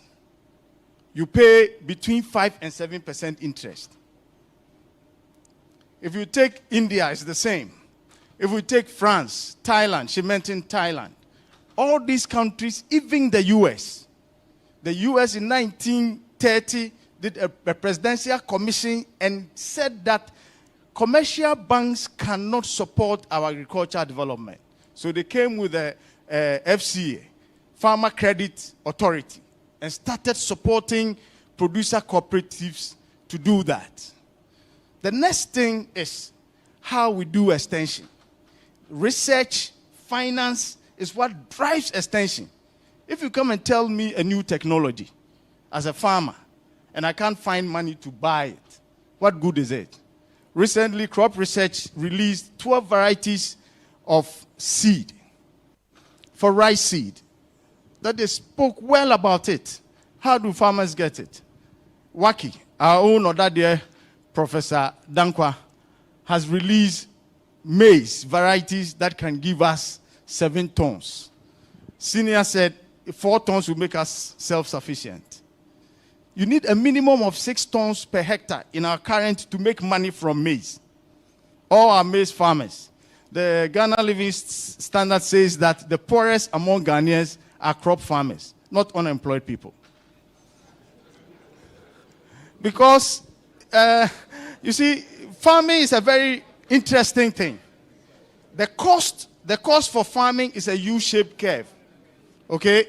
So the low input end gives you a high cost. That is what you take to farm. You take to market, an average cost. Your average cost, if it's high, you go to the market, and like Senior Jimbo was saying, in today's world, 500 cedis is what? About $50. If you translate into ton, that is not cheap for maize. But because of our high average cost, it doesn't pay him much. So we need to understand that extension is driven by research and a proper finance. Not somebody coming to tell me what I need to do when I cannot do it. Right? So we take the same lessons from India and Brazil. What do they do about research? They make sure that the research target is driving productivity. India has an annual statistics to show what research is contributing to productivity for their target crops. We don't have that. The fourth thing that we have missed is that all these people have organized farmer structures in terms of groups and associations. I used to work for the Ontario Ministry for Food and Agriculture as a traceability coordinator between agriculture and industry. And I had to work with 13 producer organizations. And I bet you the understanding and the knowledge base for these farmers and their producer organization, you can't beat them. They drive policy. They tell government what to do. In Ghana, unfortunately, all our farmer groups, except SPEG, the Sea Freight Pineapple Exporters, all of us are armchair politicians, right? We come to radio to criticize government policy without making input into how that policy can drive what we need to do. And then the final thing is what we touched on. Every country that has used agriculture to create wealth, not what we do. We are trying to use agriculture to reduce poverty. And I find it difficult to understand. How can you use agriculture to reduce poverty? Poverty is like darkness. So how can you reduce darkness? I find it strange. But those that want to use agriculture to create wealth deal with the infrastructure challenge in a very concrete manner. Basically, Ghana has water. Use the water for any transport. All across the US and everywhere in the world. What do they use to transport grains? The water bodies. And this is transported centered on structured market arrangement. In 1828, two merchants decided that the way they buy produce from farmers in a corner in Chicago, that it was not the right thing to do. So they need to put an arrangement, which today has become structured market or futures. Two merchants, not government. Not anything. And today that thing is Chicago Board of Trade. It's the largest trading thing. Why? Basic structures arrangement that let me know that if I have maize and I want to sell it in November, I'll get 100 cedis. But if I want to sell it in January, I'll get 150 cedis. So I engage into a contract and I go to produce. And that is what has driven agricultural transformation. In Ghana, we don't have this. So what's the way forward? I have two proposals. One is that we need to change the environment, or we need to change the fundamentals. And so unfortunately, we cannot present it. But I have a proposal that says we need to enhance capacity of the producers by providing knowledge, information, and technology kits. If I couple that with a structured market arrangement, I become competitive. It doesn't matter the commodity I produce, whether it is oil, whether it is grain, whether it is beef, whether it is duckling. One, I can have capacity to ensure that I can enhance my productivity and get into a structured market arrangement. I'm done. Then the second proposal I have is on how do we make this a business? Because if agriculture stops to become a business, it then becomes subsistence. We know what it means. I grow what I eat. So when I hear people talk about food security and food self-sufficiency, then it means we are going as a nation on subsistence farming. We grow what we can eat. And that cannot be attractive for the young people. It can't be attractive for anyone. But the moment we change that to make business, I met somebody whose father took him to the northern part of Brazil when he was 11 years. Today, he spent 33 years there, and he runs the farm. What is he doing now? On his 5,000 hectares, he produces soybean seeds for 250,000 hectares and maize seed for 500,000 hectares on an annual basis. He's made money. his father has made money. They went there when it was a village. It was intentional that the Brazilian government supported these farmers. And today, in 1970, Brazil was taking food aid. India was on a ration in the 1950s. You couldn't eat more than 2 meals. It was by law. Okay? But today, Brazil is the fifth largest, India is the fifth largest economy driven by agriculture. The largest manufacturer of tractors. The first tractors they saw was in 1960. What did they do different? These 5 elements. If you go everywhere, that has transformed agriculture. Now, today in Ghana, we don't have land to do agriculture. If so, it's a lie. Like Kwame said, Senior Boat will attest to me. If you go anywhere in the country, we are farming among trees. So government upon government bring tractors. They don't last 5 years. If you go around, most second-hand tractors were done in the 70s. So you ask yourself, why are tractors that are today 50 years old, right, coming to Ghana as second-hand tractors to work? And the new tractors government bring, we don't last 5 years. We need an environment that we can take a decisive decision on developing lands for agriculture. Nkrumah was the one who did it. I got my first tractor in 1996, a Chinese tractor, Shanghai, brought by the government. I took it to a village in Afram Plains called Kwewe Manfrom. It's a Volta Lake resettlement township that Nkrumah developed 2.5 acres or 1 hectare for each resettlement house. I took the tractor 2 years, the Chinese government support, so they came to inspect the tractors. The whole country, my tractor was marked the best maintained tractor. Meanwhile, I didn't do anything. What was the difference? I was only using the tractor in lands that have been developed for agriculture. All the other places, because the lands have not been developed, if you go the back, which is the heart of the tractor, the 3-point linkage, all is gone. So it's important we look at land reform that makes us develop land for agriculture, not only the tenure. If you talk about the tenure, you've missed the point. We need to do as a country is stop importing everything machinery for agriculture and start doing something about it. Okay? Basically today, if I walk to India, I can get an engine for tractor. That same engine John Deere is using, or Mr. Ferguson is doing. Anybody can in India today sell you that as a component.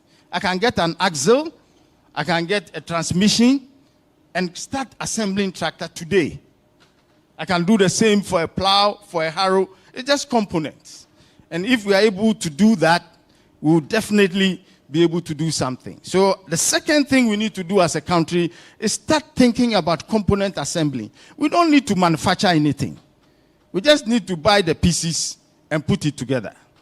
The third thing is energy. Energy has become very important for the global case, not only because of what we need it for, but because it drives cost.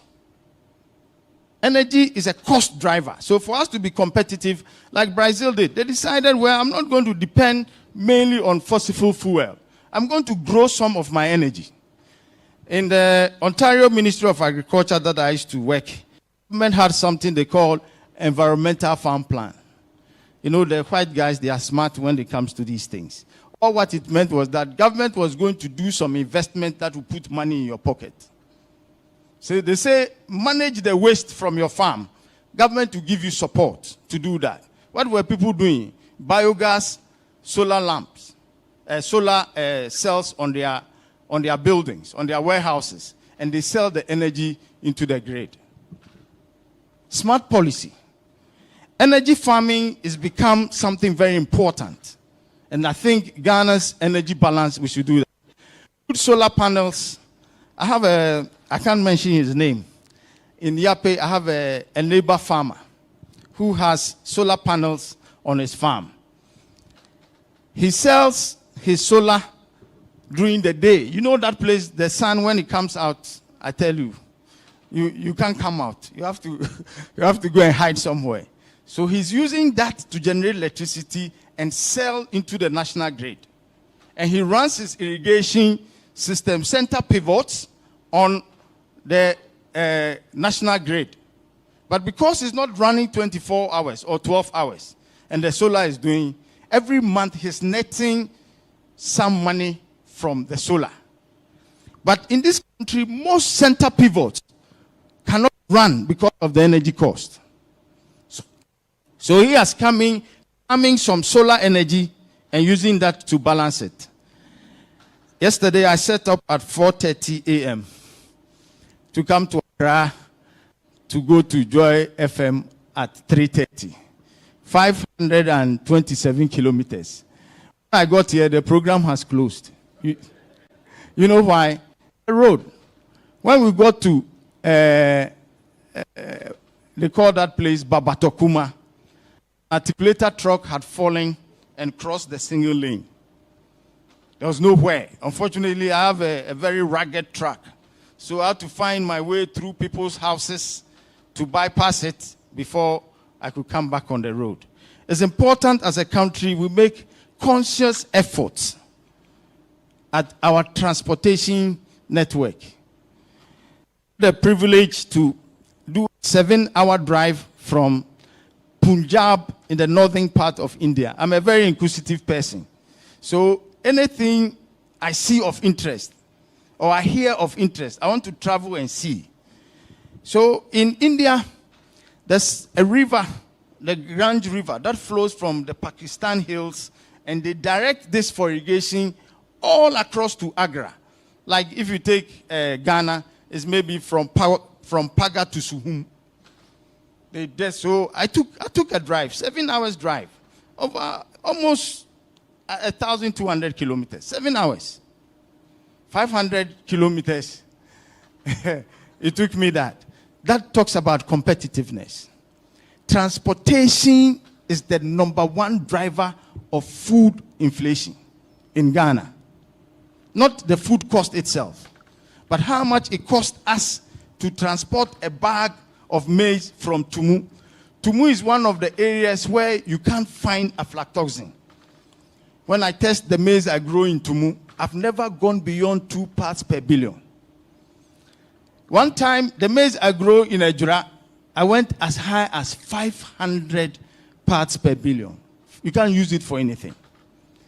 But the road network in Tumu is the worst I've seen in my life. Tumu, I tell you.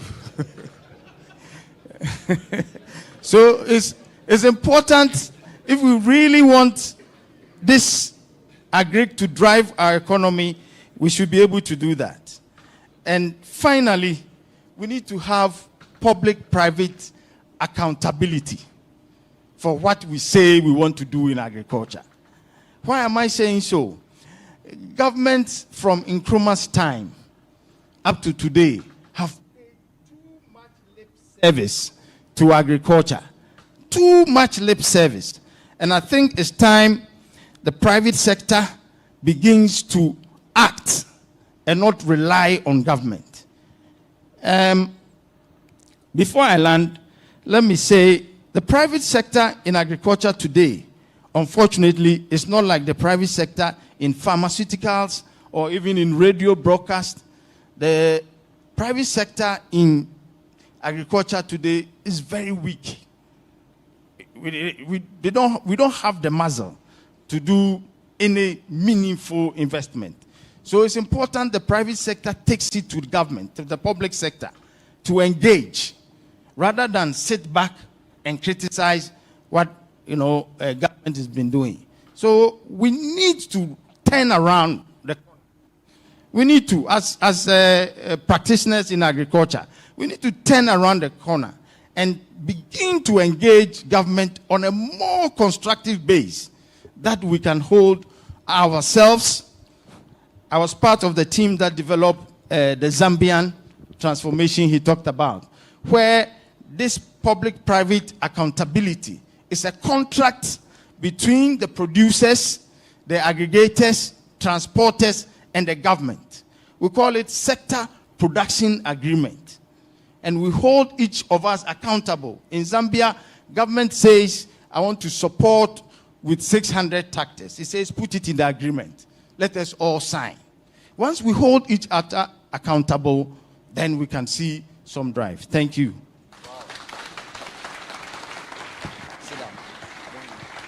Wow. I think we should just call the chair to give closing remarks so we go home, because I don't see why we should even do a panel discussion, honestly, because, you know, in a very strange way, we've been able to glean various issues from the five of you. And I think they deserve a round of applause, all five of them, plus the main speaker.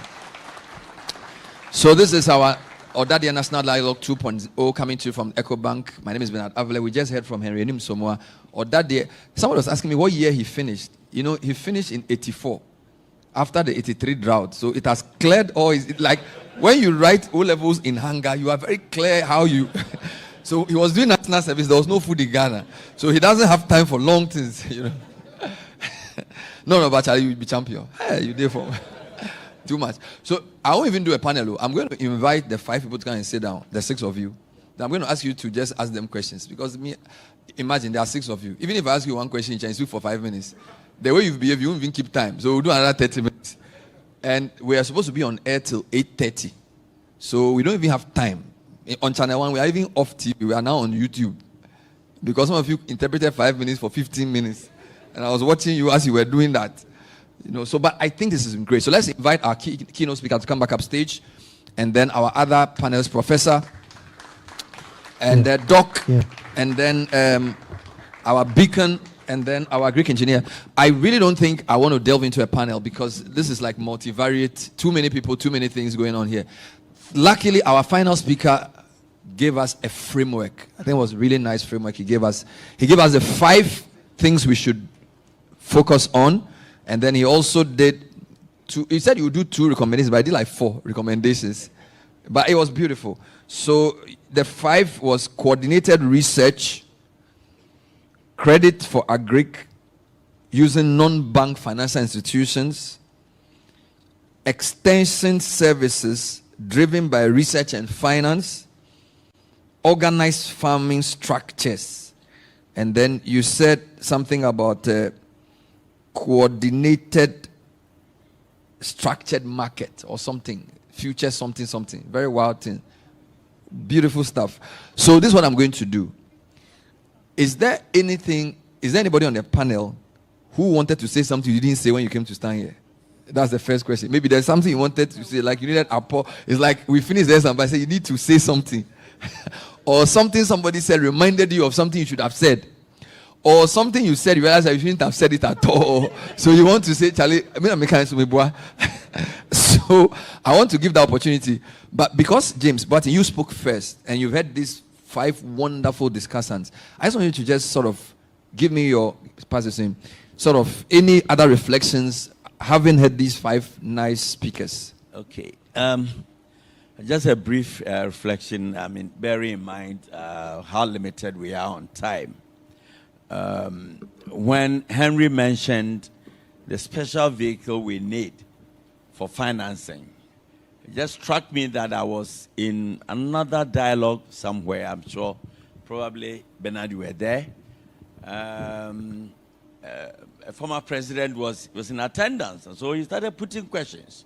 Started calling bank CEOs and said, how much are you lending out of your loan portfolio into a Greek? And generally, the figure was 3%. So he said, what about hospitality industry? And everybody said 30%. Okay, I mean, it just tells you how nervous banks are generally to go into agricultural credit. And I say this in response to what Henry said, that until we have a special vehicle to deal with agricultural funding and financing, we're going nowhere. Wonderful. Thank you for that. Put your hands together for him. Something else I heard, I wanted a comment on. You said we are like a human being with our brain outside our body. When you said the research for agric is sitting outside, that was quite profound. Because I heard Professor Roger Canton say the exact same thing a month ago at a forum we did, where he says he didn't understand why CSIR should be under the Ministry of Environment. If you are doing research for agric and you are sitting in a different ministry, I think you compared notes, right? I wanted to ask Dr. Asiedu your thoughts on because he led with research, right? And I thought that was quite profound because he's not a researcher, are you? But he started the discussion on agric from a research angle. What do you have to say about that? Yeah, actually, research really is critical. I mean, if we want to achieve the targets that we have. Yeah. And also the research planning, and then result monitoring, yeah, reviews, and output measuring, outcome measuring, etc. But I think Kwame Nkrumah had a very good vision.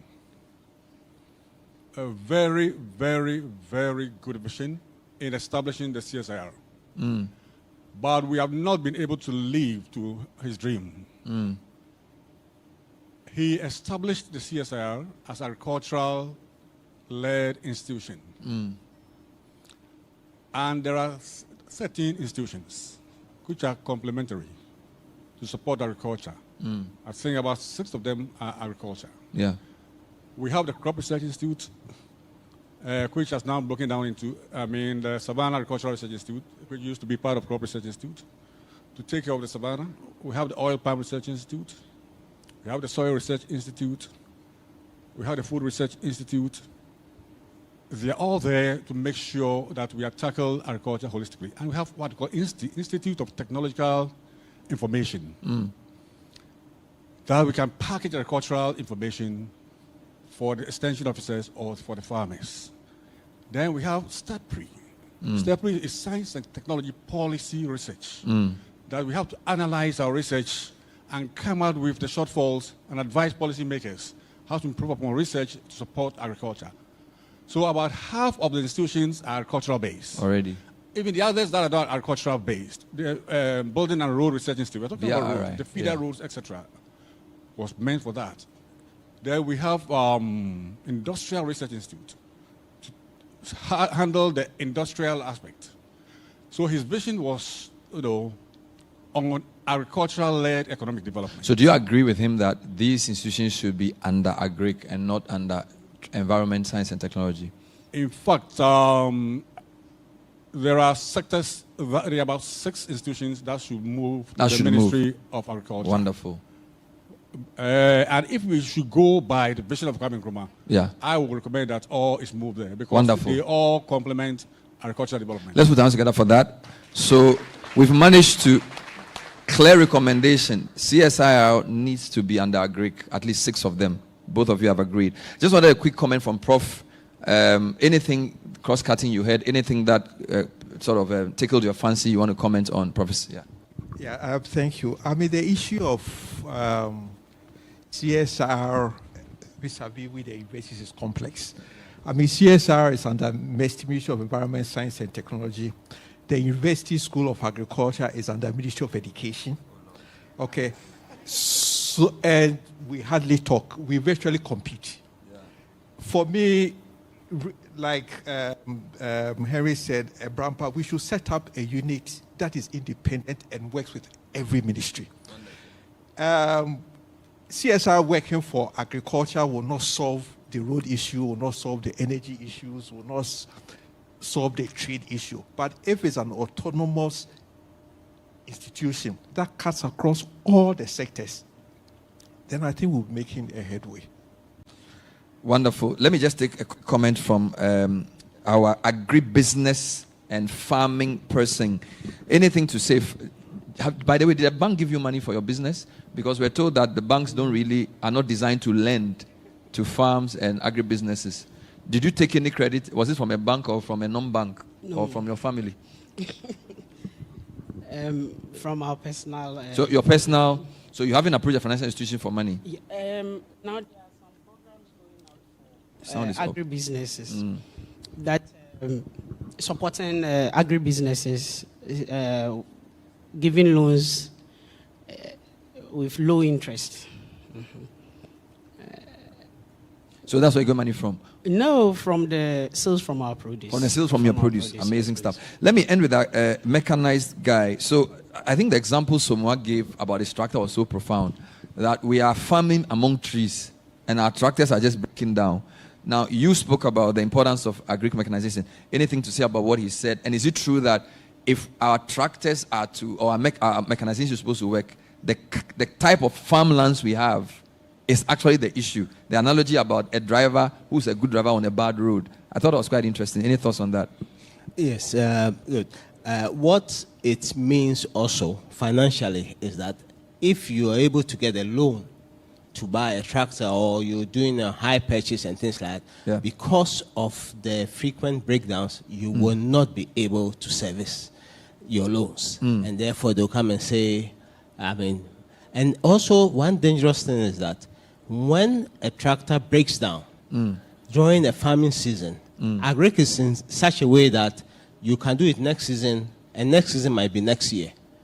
When you are plowing and it goes off, you cannot it's not like construction where you say, okay, you get if you don't do it within the season, next season, if you try to do it within a season, you lose money too. So we must make sure that our lands are prepared for agricultural use. Wonderful. It's very important. Let me open the floor. There's a question on my mind. Is finance the cause or effect of the kind of agric we have? Is it money we need for agric to get better, or must agric get better before it attracts the right kind of money?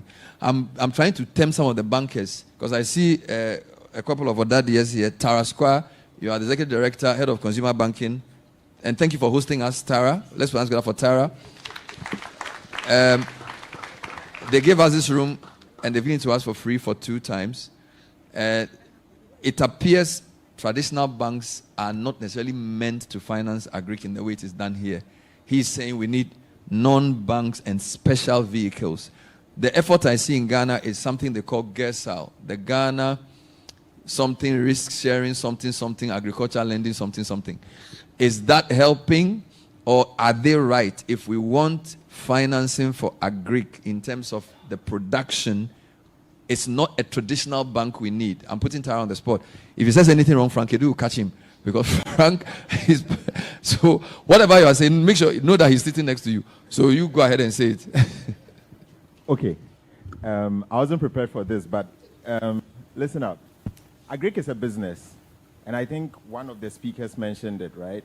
And I think my brother here said, let's not look at agric as a poverty reduction. There's a lot of money in agric. If you do it right, you shouldn't be afraid of a facility. But the facility must be priced right, must be structured right. Okay. Actually, it is easier to give loans to agric than to real estate. Okay. I mean, what's the cycle for sales in real estate? But people take loans and go into real estate and then get into trouble. The problem with agric, in my view, from my limited knowledge, is that we don't put enough science and investment into agric. I mean, there's predictability when it comes to lending. Somebody needs to be able to measure your ability to pay. One of the weakest points in agric today, in my view, is lack of predictability. But there are bodies like GIZ and other international bodies and banks across the world that are investing into predictability. What is the quality of the soil? What is the forecast for rain? What is irrigation? All these things help you to be able to predict yield. Now, once you can predict yield, you can give a facility. Now, the next thing is pricing. I mean, today, lending rates are dropping. The minute government begins to borrow at 10, 11, today T-bills are sitting about 10 point something, then it means that lending rates are coming down. So for me, I don't think it's an issue of, we've had special purpose banks. We've had ADB. But I can tell you that EcoBank probably does more. In fact, not probably. I can say with every confidence that we do more in agric than that special vehicle bank.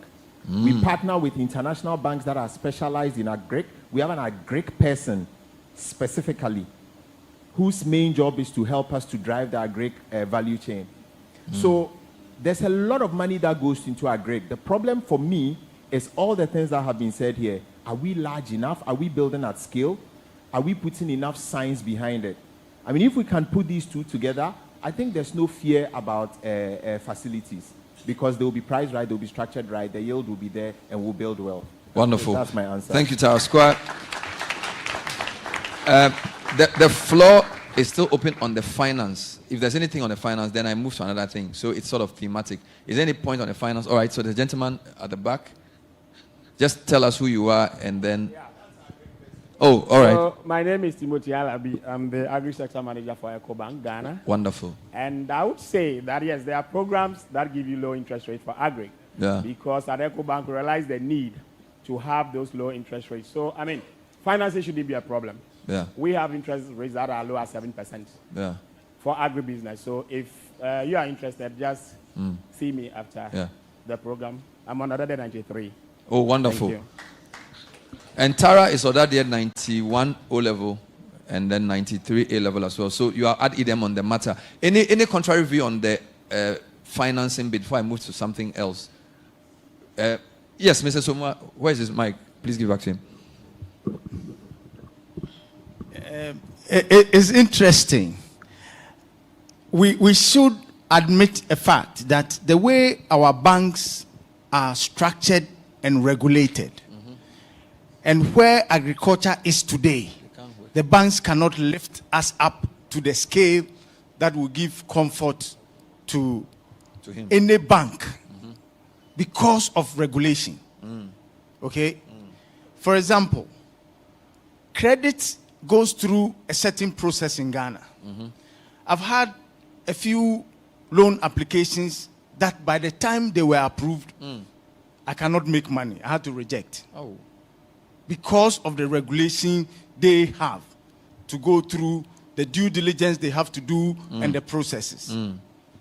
So, as a country, or let's take any country that has decided to go on that path, don't use banks. Take, for example, in way back 1820, two gentlemen again decided to find a mechanism to finance France agriculture. Today, that has come to a full-blown bank and is one of the largest banks in Europe, Crédit Agricole. Okay. At the time, just before the First World War, agriculture productivity in France was lower than what is in Ghana today. The problem that agriculture is the largest non-performing loan in Ghana's financial system. It's not because agriculture is bad or not, but where our agriculture is, we can't use the kind of banks and the way they are regulated. Yes, the international standards and requirements. It will not work. For example, I've applied for a facility from a bank. Okay? And I work with a lot of farmers. So in my model, I do the predictability. I assess your soil, I assess the weather, I assess the market before I go in. The bank says, prepare the land. After I prepare the land, I send images because I use GPS. Wow. I send to the bank. The bank says, what is your skin in the game? I tell them my skin in the game. The bank comes with the approval in mid-August. When did you apply? I applied somewhere in April. Wow. So in mid-August, in Tumu, where is the rain if I continue? So what I have come to understand is that the banks end up compounding the risk when you borrow. Way back in 1933, it was an act of the Senate of the US that for you to lend to agriculture production as a bank, it has to be in sync with the production cycle. Wow. So in that space, agriculture credit goes to producer cooperatives, and the recovery rate is in the 90s. So it's the design of the system. It's the design of the system, and especially on the bank's understanding of how to structure the facility. Charlie, you did for most of the time, they structure the facility such that you can't make money with it. Okay. Mr. Boateng, you want to add in Yes, very briefly. Yes. You want to bring it home. Yes, please. All sorts of credit available, MasterCard Foundation, all sorts of credit. When you delve in, credit is driven through the banks to farmers like us. But for whatever reason, there's so much, for want of a better word, I'll say bureaucracy or whatever, time wasting. In farming, the seasons will not wait for you. Just as he's saying. And I have an example of a colleague farmer in Wenchi who said he was pursuing a MasterCard Foundation at a specialized credit interest of about 7 or 9%. 7%. The bank in question kept asking for everything, including his marital certificate. Okay? So he said, this kind of delay tactics, just get out. He didn't get a loan anyway. Yeah. So we still are convinced that banks are nervous when it comes to agriculture. But like he said, if specialized funding or financing go to specialized agricultural establishments, the banks create strong agricultural desks and do proper diligence. Take it along the value chain like another holistic approach. How much is the farmer's knowledge? What is the land? And what are the guarantees to guard against failure and all of that? I think the banks will feel much more comfortable. Wonderful. But today, even when the funding primarily is coming from MasterCard Foundation, it's almost impossible to get it. Thank Wonderful. you. Put your hands together for him. Like to take... No, I think we can move on. Look, both points can coexist without it becoming a debate. So let's move away into something else beyond the finance. Tara. So is there any other issue? If you can go to the... Okay, oh Lord. Okay, let's go to the back. Can you give the mic to the man at the way back? Where are you? Please rise at the back. Yes. Yes, give the mic to him. And then there's one here. You were my Greek prefect when I was in pre-sec, so maybe you have something to say. And then we used to eat eggs from the, the Mrs. Champ on the Greek. Yeah. And I didn't narrow this guy. I'm Yaokuram, ODADEÄ 94-96. Yeah. And I'm a Greek logistics practitioner and a farmer. I'm a poultry farmer too. Yes, sir. The problem I see is rather with infrastructure. Okay. The way we structure, I've been an aggregator. I used to work for the biggest aggregator in the country. I've been importing fertilizer for Ministry of Agric, Ghana Cocoa Board. I've done all from farm gates to the port. And it's infrastructure. For instance, in 2013, I aggregated 70,000 tons of maize in this country.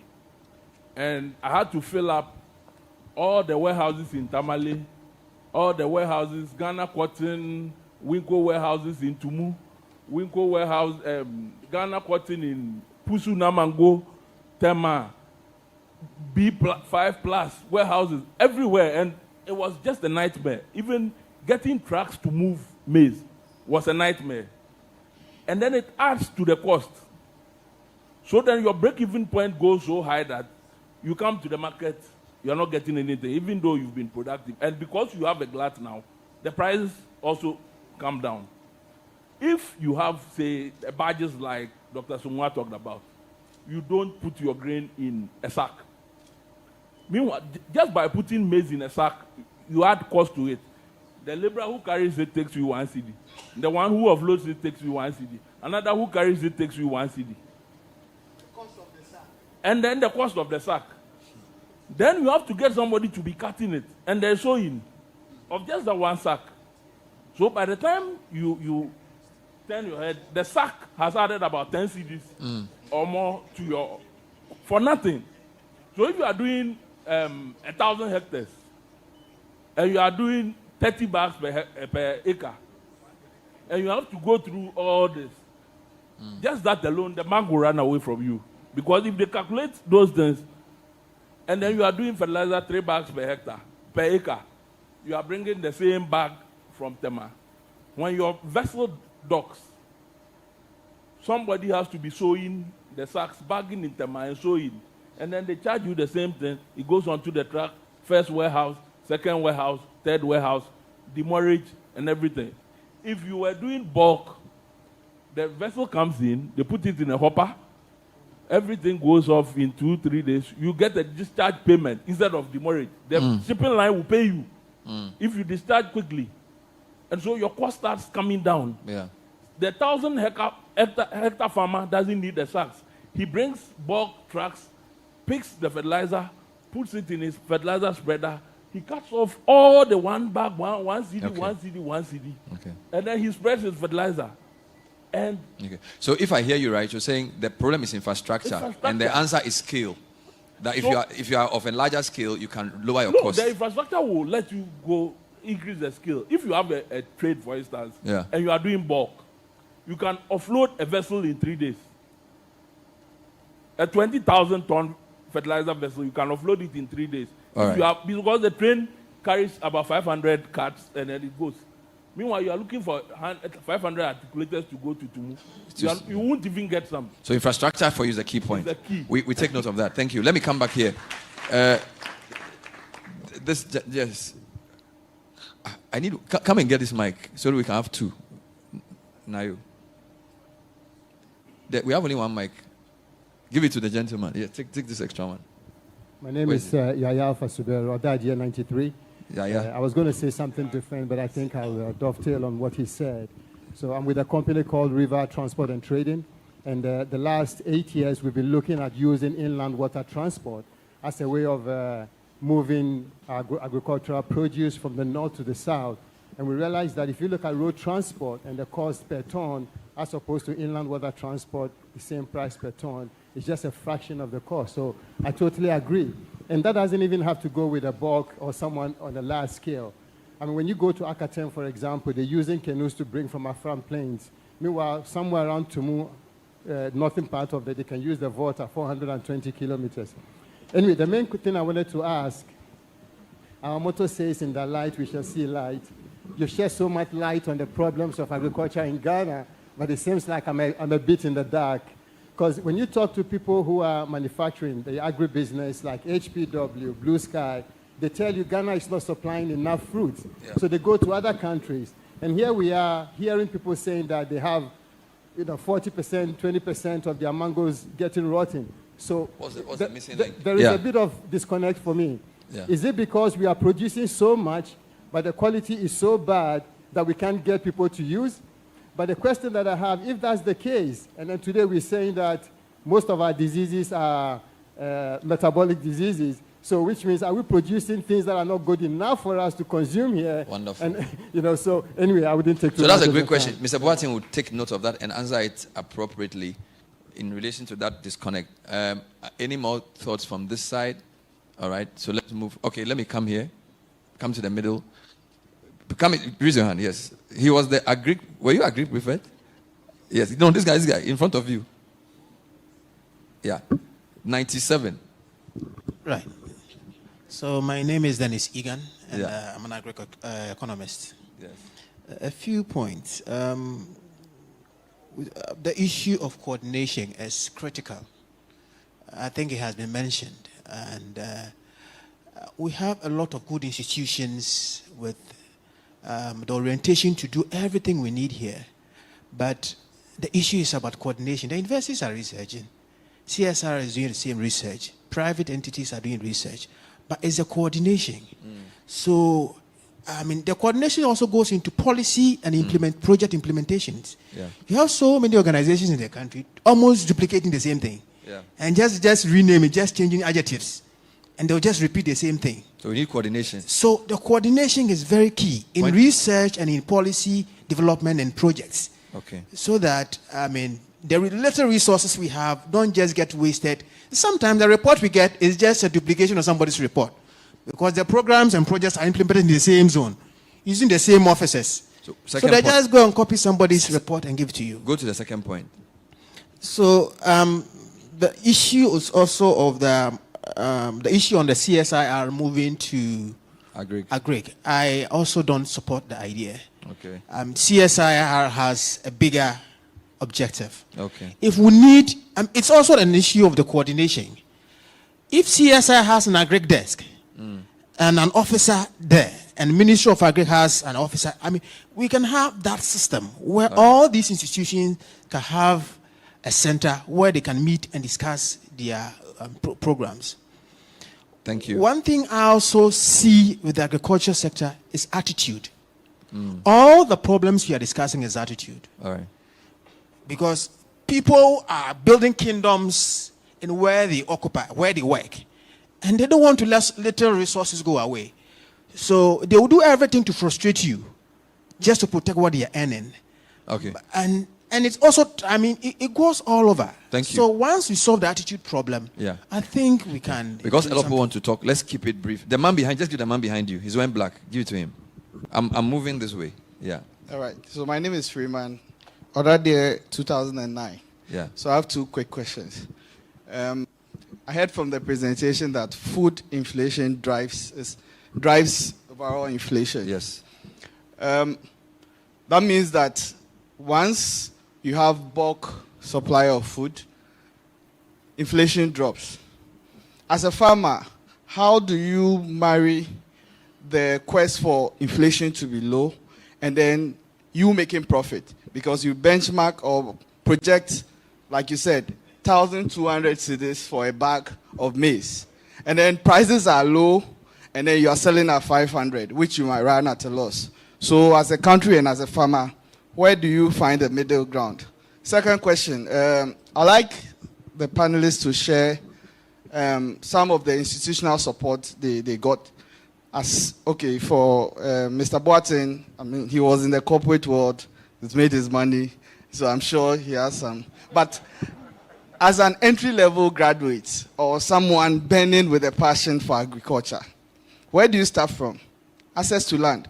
I have a lot of arable land, but you can't just go to Chopoli and start farming, right? Even though the land is bare. How do you get the source of fund? Where do you start from? Great question. Yes, if you don't have the resources. Okay. That's my question. So what I want to do is I want to take questions so that we can manage the time, right? So I have a standing question from you. I have two questions from you. So if what you have is a question, let me know. So stay on that lane. Stay on that lane. Yes, give it to them. Question. Yes, sir. Francis Ofosukobia is my name. I do building construction and I want to do a Greek. I have one quick request. Looking at the insight we've gotten from them, I want to ask the organizers, can we do it 6 hours so that we give each presenter 1 hour instead of this 15 minutes another time? My second question is that, how can we do a transfer of knowledge? Looking at the presenters, I think our only madam will be less than 40 years. All of them are above 40. And look at the knowledge they have. So I'm asking myself, the youth in Ghana, those who are less than 30, do we have knowledge like this? And if we grow like them, can we have this knowledge? So how can they transfer their knowledge to them? And finally, they have given us so much suggestion. One is land clearing, one is making aggregate business. All these beautiful suggestions, who is going to do? Is the Ghana government for the 4 years? Okay. Or those of us sitting here? Thank you. Hold on. So we're trying to calibrate the question so we can know how to address them. There's a question on disconnect in the issue of fruit gets missing, yet we are not producing enough. That kind of dichotomy question. Then the inflation question as well. And then the institutional support to start farming and land issues. Then knowledge transfer, young people question. So please be thinking about who's going to answer. Right? Thank you. So you go ahead. Yeah, I'm ODADEÄ 80. All right. And I have a very simple issue that for the CSR to throw light on. And my issue is about lean seasons. You know, with this yearly ritual, we are going to Burkina Faso to go and buy tomatoes, to go and buy water and so on. So with regard to research, I will humbly request if you can throw light on effort you've made to research varieties that would deal with lean seasons. What I've come across is that most of the issues and most of the crops are grown in greenhouses, but I'm talking about open fields, especially with regard to vegetables. So if you can throw light on the research work we have done on those issues. Thank you. So that goes straight to CSIR. So let's take some answers. I think we've had enough questions. Is there any student with a question? Is there any student? By the way, are you a Greek science students? All right. Yes, sir. Let's take your question. Thank you very much for this opportunity. So my question is, how do we change the mindset of the youth about how agriculture is? Because right now, as it stands, we see agriculture as a punishment, maybe to go and work in the farm whilst we are supposed to sit in class. So how do we change this mindset and start to see agriculture as a business that drives the economy? Thank you very much. Thank you very much. Put your hands together for him. So I'm going to let the beacon address that question plus the question on the youth. So I'll start with you, then I'll work my way. Inflation question I'll give to a Greek economist, and then the dichotomy question I'll spread it around. So let me start with Madam. Yes, go ahead. Thank you very much. I think I'll start with the students and then move to the man. My guy, as you are seeing us here, are you not so happy about it? Are you not impressed with agriculture? Yes, because that mindset has to be moved out. If you add business to agriculture, you see that agric is profitable. And you have that mindset, as the speaker was speaking, that for punishment, that's what, if that mindset, you have to take it out and then see it as business. At my side, the question the man asked, that how do we share knowledge with others for them to see? My side, we are open for people to come for training. Okay. We have students coming from even from the GSS and then Ohawu Agri College, who comes there most of the time to do industrial attachment, to gain knowledge so that they will pass it on. Thank you very much. Thank you. Let's stay here. Agric economics, inflation question. Yeah, thank you. So with the inflation, the food inflation, the prices are taken at the market. So the maize is produced at the farm, it's transported, it gets to the market. Okay. So if the transportation cost is always high, given, what determines that inflation is the price of the commodity on the farm. Right? We are assuming that transportation cost is expensive, so given. So that is where the price of the maize on the farm now determines the inflation. But certainly, the price is made up of the farm gate price plus the transportation to the farm. It's even include whoever is even going to purchase it, because when they go around collecting the price, they ask you, how much are you paying for this? So their prices, their cost built into the final product on the market, and that is where the challenge is. So the infrastructure is key. Thank you. To reduce it. CSIR, Dr. Asa, the question was direct to you.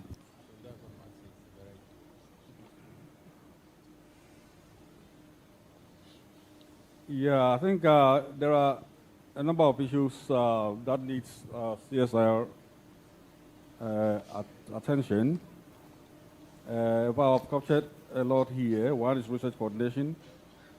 We have also institutional support that is also there. No, there was a direct question to you from him about there's a lean season. Okay. And what does your research say about how to grow vegetables in the lean season so we wouldn't have to import tomatoes from, say, Burkina Faso? So do you have any research that would tell us how to grow? Yeah, that's the direct question to you. Okay, the lean season is cyclic. Hello? Yeah. Can you hear me? Yes. Okay.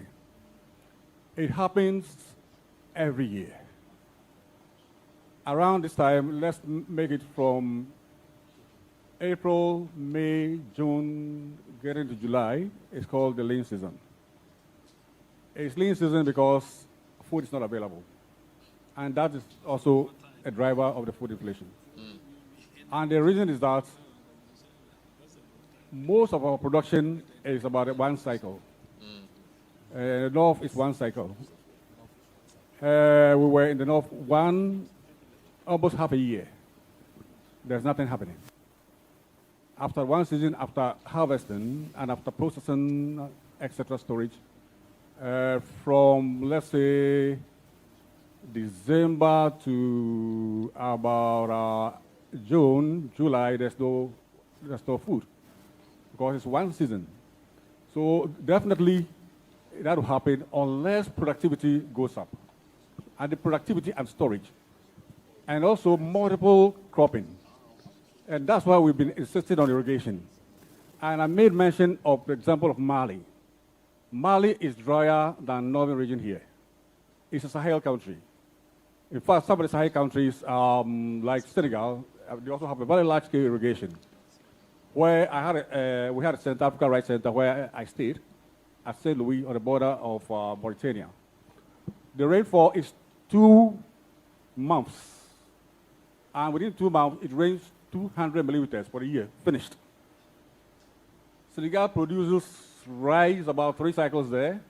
They are self-sufficient in tomato production over there. You go there, trucks are carrying to the factories for processing. They are self-sufficient in onions in Senegal. They are self-sufficient in sugar. They use the Senegal River to irrigate all these things. There's no rain. I mean, you go there, 10 months, you haven't seen a drop of rain. So it's irrigation. Irrigation is very important, and modernization of agriculture and agricultural productivity. Wonderful. And also productivity now, because of the climate change and the bound of risk and bank risk and etc., the emphasis on the research institutions is to develop, we call 2 things, adaptation, our technology developments for adaptation and mitigation. They should be adapted, and the varieties that are coming out, you can get about heat-tolerant varieties because, some areas heat is going up. And when heat is up, pollination is affected. For example, wheat. We have wheat-tolerant, I'm moving from a little bit, but we promoting wheat-tolerant varieties now coming to Ghana. Professor is going to wheat. We are supporting them. Heat-tolerant varieties. Now, Canada, it's no more Canada when it's cold. It's coming here. Okay. So we have a drought-tolerant, varieties. So we have the varieties that can withstand and then this. Even management, soil management, soil water management for soil to retain. And also we are encouraging lowland production where water can be managed. Right? For example, most farmers in most of African countries are going into the inland valley production. Yeah. Because that's where you are guaranteed of getting water and you can do about 2 cycles or 3 cycles. So the research is there. Research is bringing productivity and production and also the irrigation for the cycles. Great. Then we can reduce this, the annual ritual of, lean season is coming. It affects also industries. Industries are not able to get raw materials. All right. And Thank you. Thank you. Not to cut you. We have to go at 9. So I want to take his answer to the question on what was your question, Seth? Mango something. Yes. your mango question, yes. Because of where you are sitting, I prefer to stand. Yes. My brother, what drives demand, and especially for mangoes and fruits, is quality. So it is the biological issues. Biological simply means disease and pest and all that. So if you have the quality, it will be bought. Okay? However, assuming that your quality is still the best, there's no guarantee that all your mangoes will be bought in this country. And the reason is that the local consumption is less than it's actually less than the capacity which is available. So so we will always have a surplus at this point in time. We will always have a surplus because the capacity is just too small. And that is why you have the Blue Skies and the HPWs going to other countries to pick fruits first, because those fruits are cheaper. And from the other presentations, you heard that they are cheaper because they do things better in those countries. Government makes an investment. Mass spraying, you use a knapsack, but in those countries, you have aircraft doing area spraying. So their cost of operation is lower. Now, mangoes coming in from Burkina Faso, for instance, can land in Blue Skies at 25 US cents per kilo. Mangoes coming from my farm is bought at around 40 cents. So they will always go there. However, the opportunity is in exports. The export people are looking for quality fruits because of what is happening in Latin America. So the thing is for us to focus on the quality. The unfortunate bit is that to get the quality, you need financing. And our traditional banks, I say again, are nervous. Thank you. We'll take a comment from him on there was a last question around a young person wants to enter a Greek. How does he get help, land, and that type of thing? The two of you address, and we wrap up. Thank you. All right. like I said, there's a need for land reform. Basically, I think if you want to go into agriculture today as a young person, it's difficult. I don't want to lie to you. It's difficult. There's no institutional support anywhere for you. That's the fact. So until we do something about it, agriculture today cannot be attractive for young people. That's a fact. If you want to do the same agriculture today in Burkina Faso, it's different. There's an institutional support for you. You can walk to a cooperative. You can walk to a farmer union and say you want to farm, and you get support. In Ghana, it's not the same. So the fact is that if we don't do something about how we're doing agriculture, it cannot be attractive for young people. That's the fact. Thank you. I want to just touch briefly on the inflation issue. Our cost of production is too high. That's the problem. It's not that the price is not good. The food prices in Ghana are high. If you look around the world, we get, for example, like I was saying, if you go to Brazil today, you are buying maize around $200 per metric ton. Ghana, sometimes we get $400 per metric ton for maize, and it's still not good. So that's why we're importing a lot of maize from Brazil. It's not price. Ghana's problem is not price. Ghana's problem is cost of production. All right. Thank you. Let me leave the last word to ODADEÄ Amoakohene. So closing, just anything, final thoughts to answer any question. Please give him the mic. Then I'll invite the chair to give us a closing remarks, and then we'll sing the school anthem, and we'll live happily ever after. Amen. So let's take your final comment. Yeah. Okay. For the young person, agric is beautiful. Agric is nice to work in. What everybody has said is that it has to be targeted. We have to intentionally make it work because it's quite expensive. Things like block farming, where you can take a place and clear it up nicely, the proper way, that people can go and have tractor services, and those things help in agric. Maybe even everybody gets, 10 acres, a small bungalow, or something like that. We have to intentionally make it attractive for the young people to go there. And also, when the people start seeing rich agriculturists, rich farmers, that will also be good for us. Thank you. Let's dance together for a panel. You can resume your seats. Thank you very much. This is ODADEÄ National Dialogue Conversations under the Baobab tree. Our chair is in the house. She joined us much earlier on. Her opening remarks were read eloquently for her by ODADEÄ Sam Ado. She's going to give us her closing remarks. Let me just, before I bring her up, acknowledge a few more ODADEÄ's. Honorable Isaf Husseini, former MP, where are you? Good to see you. Put your hands together for him. ODADEÄ Ninoy Adumwa, former MC for Denton. Yaya Alpha Suberu, River Transport, you already came. Thank you. ODADEÄ Dr. Opoku Arampoma, former CEO of Kolebu, where is he? Thank you. ODADEÄ Isaac Sampon, former school prefect, where are you? Everybody's a former something. But Patricia Obonai is not a former anything. She's the current CEO of Telecel Ghana. She's our chairperson. So please bring us the closing remarks. Let's welcome her with a round of applause. Thank you. Thank you, Bernard. Good evening, distinguished guests, ladies and gentlemen. I think it's been an evening well spent. I'm not surprised at the quality of the delivery this evening. What impresses me most is that these talents made time to join us, and we're very, very grateful for your time. Very, very grateful. Thank you very much. Can we give them a big round of applause? I came here to be challenged because I didn't know so much about agric. I think I've acquired so much knowledge and many of you will attest to the same. I'm also here to tap into business opportunities. I'm a business person, taking away, and you will tap into the opportunity and become a farmer or do something out of the knowledge that has been shared. If there's nothing you are taking away at all, at least I know I can make $1 million from mangoes. So I'm going to do that. Thank you all very much for coming. And I really want to thank the planning committee. I really acknowledge the work that you have done to bring together all these amazing people. It's been a fantastic evening.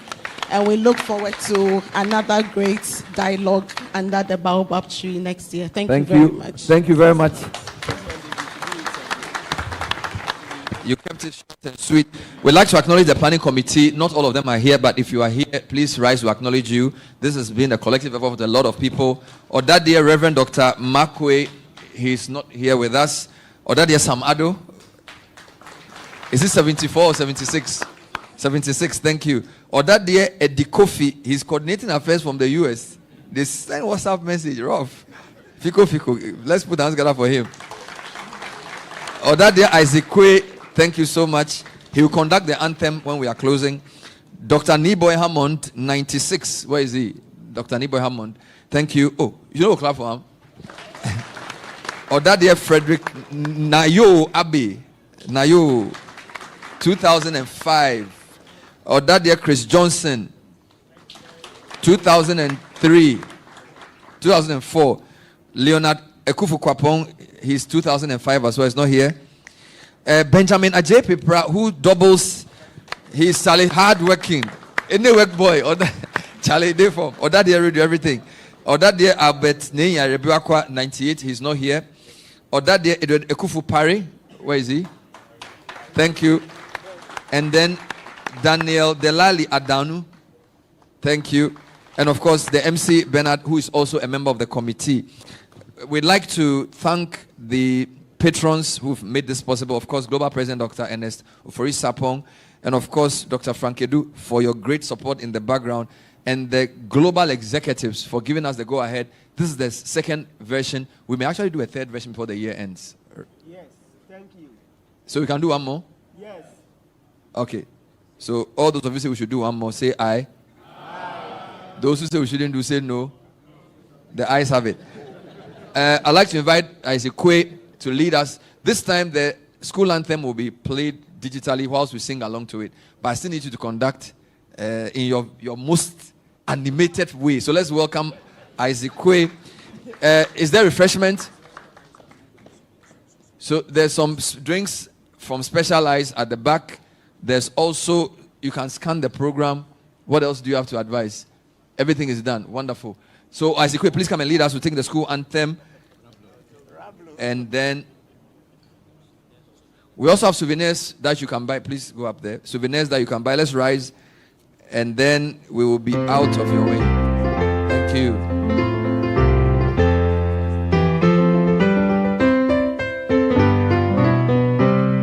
Happy are we, studios are we, students of Presbyterian Secondary School. On what we must we charge along to happy victory, to victory. Our motto is a solid boom of popping us along. Illuminate, to be the King of Lumen. In thy light, we shall see light. Illuminate, we can be most lumen. For Christian train and show foundation to take our places in the future of our country and church.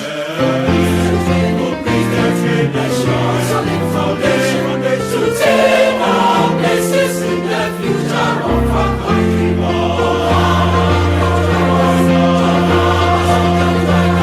Happy studios are we. For Christian train and solid foundation to take our places in the future of our country and church.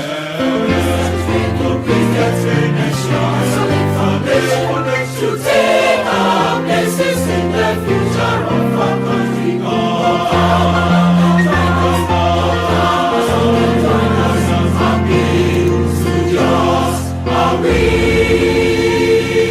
Thank you. A big thank you to EcoBank for the venue and to ỌDADEƐ Radio, Channel 1 Television, and Joy News. We'll take a big group photograph, so if you can come up and just take a nice shot of us, and then the speakers and the panel members and the committee with our special guests, if you can just line up, Madam Chair, to take a nice group photograph here up there just for the record. So all the speakers, please come up stage. Madam Chair, please join them. And the... who else is joining the photo? Yes, planning committee members, please come up stage so we take a nice group photograph. There's refreshments outside. Thank you so much. We'll see you next time. There will be replays of this on TV and radio. We'll announce it on the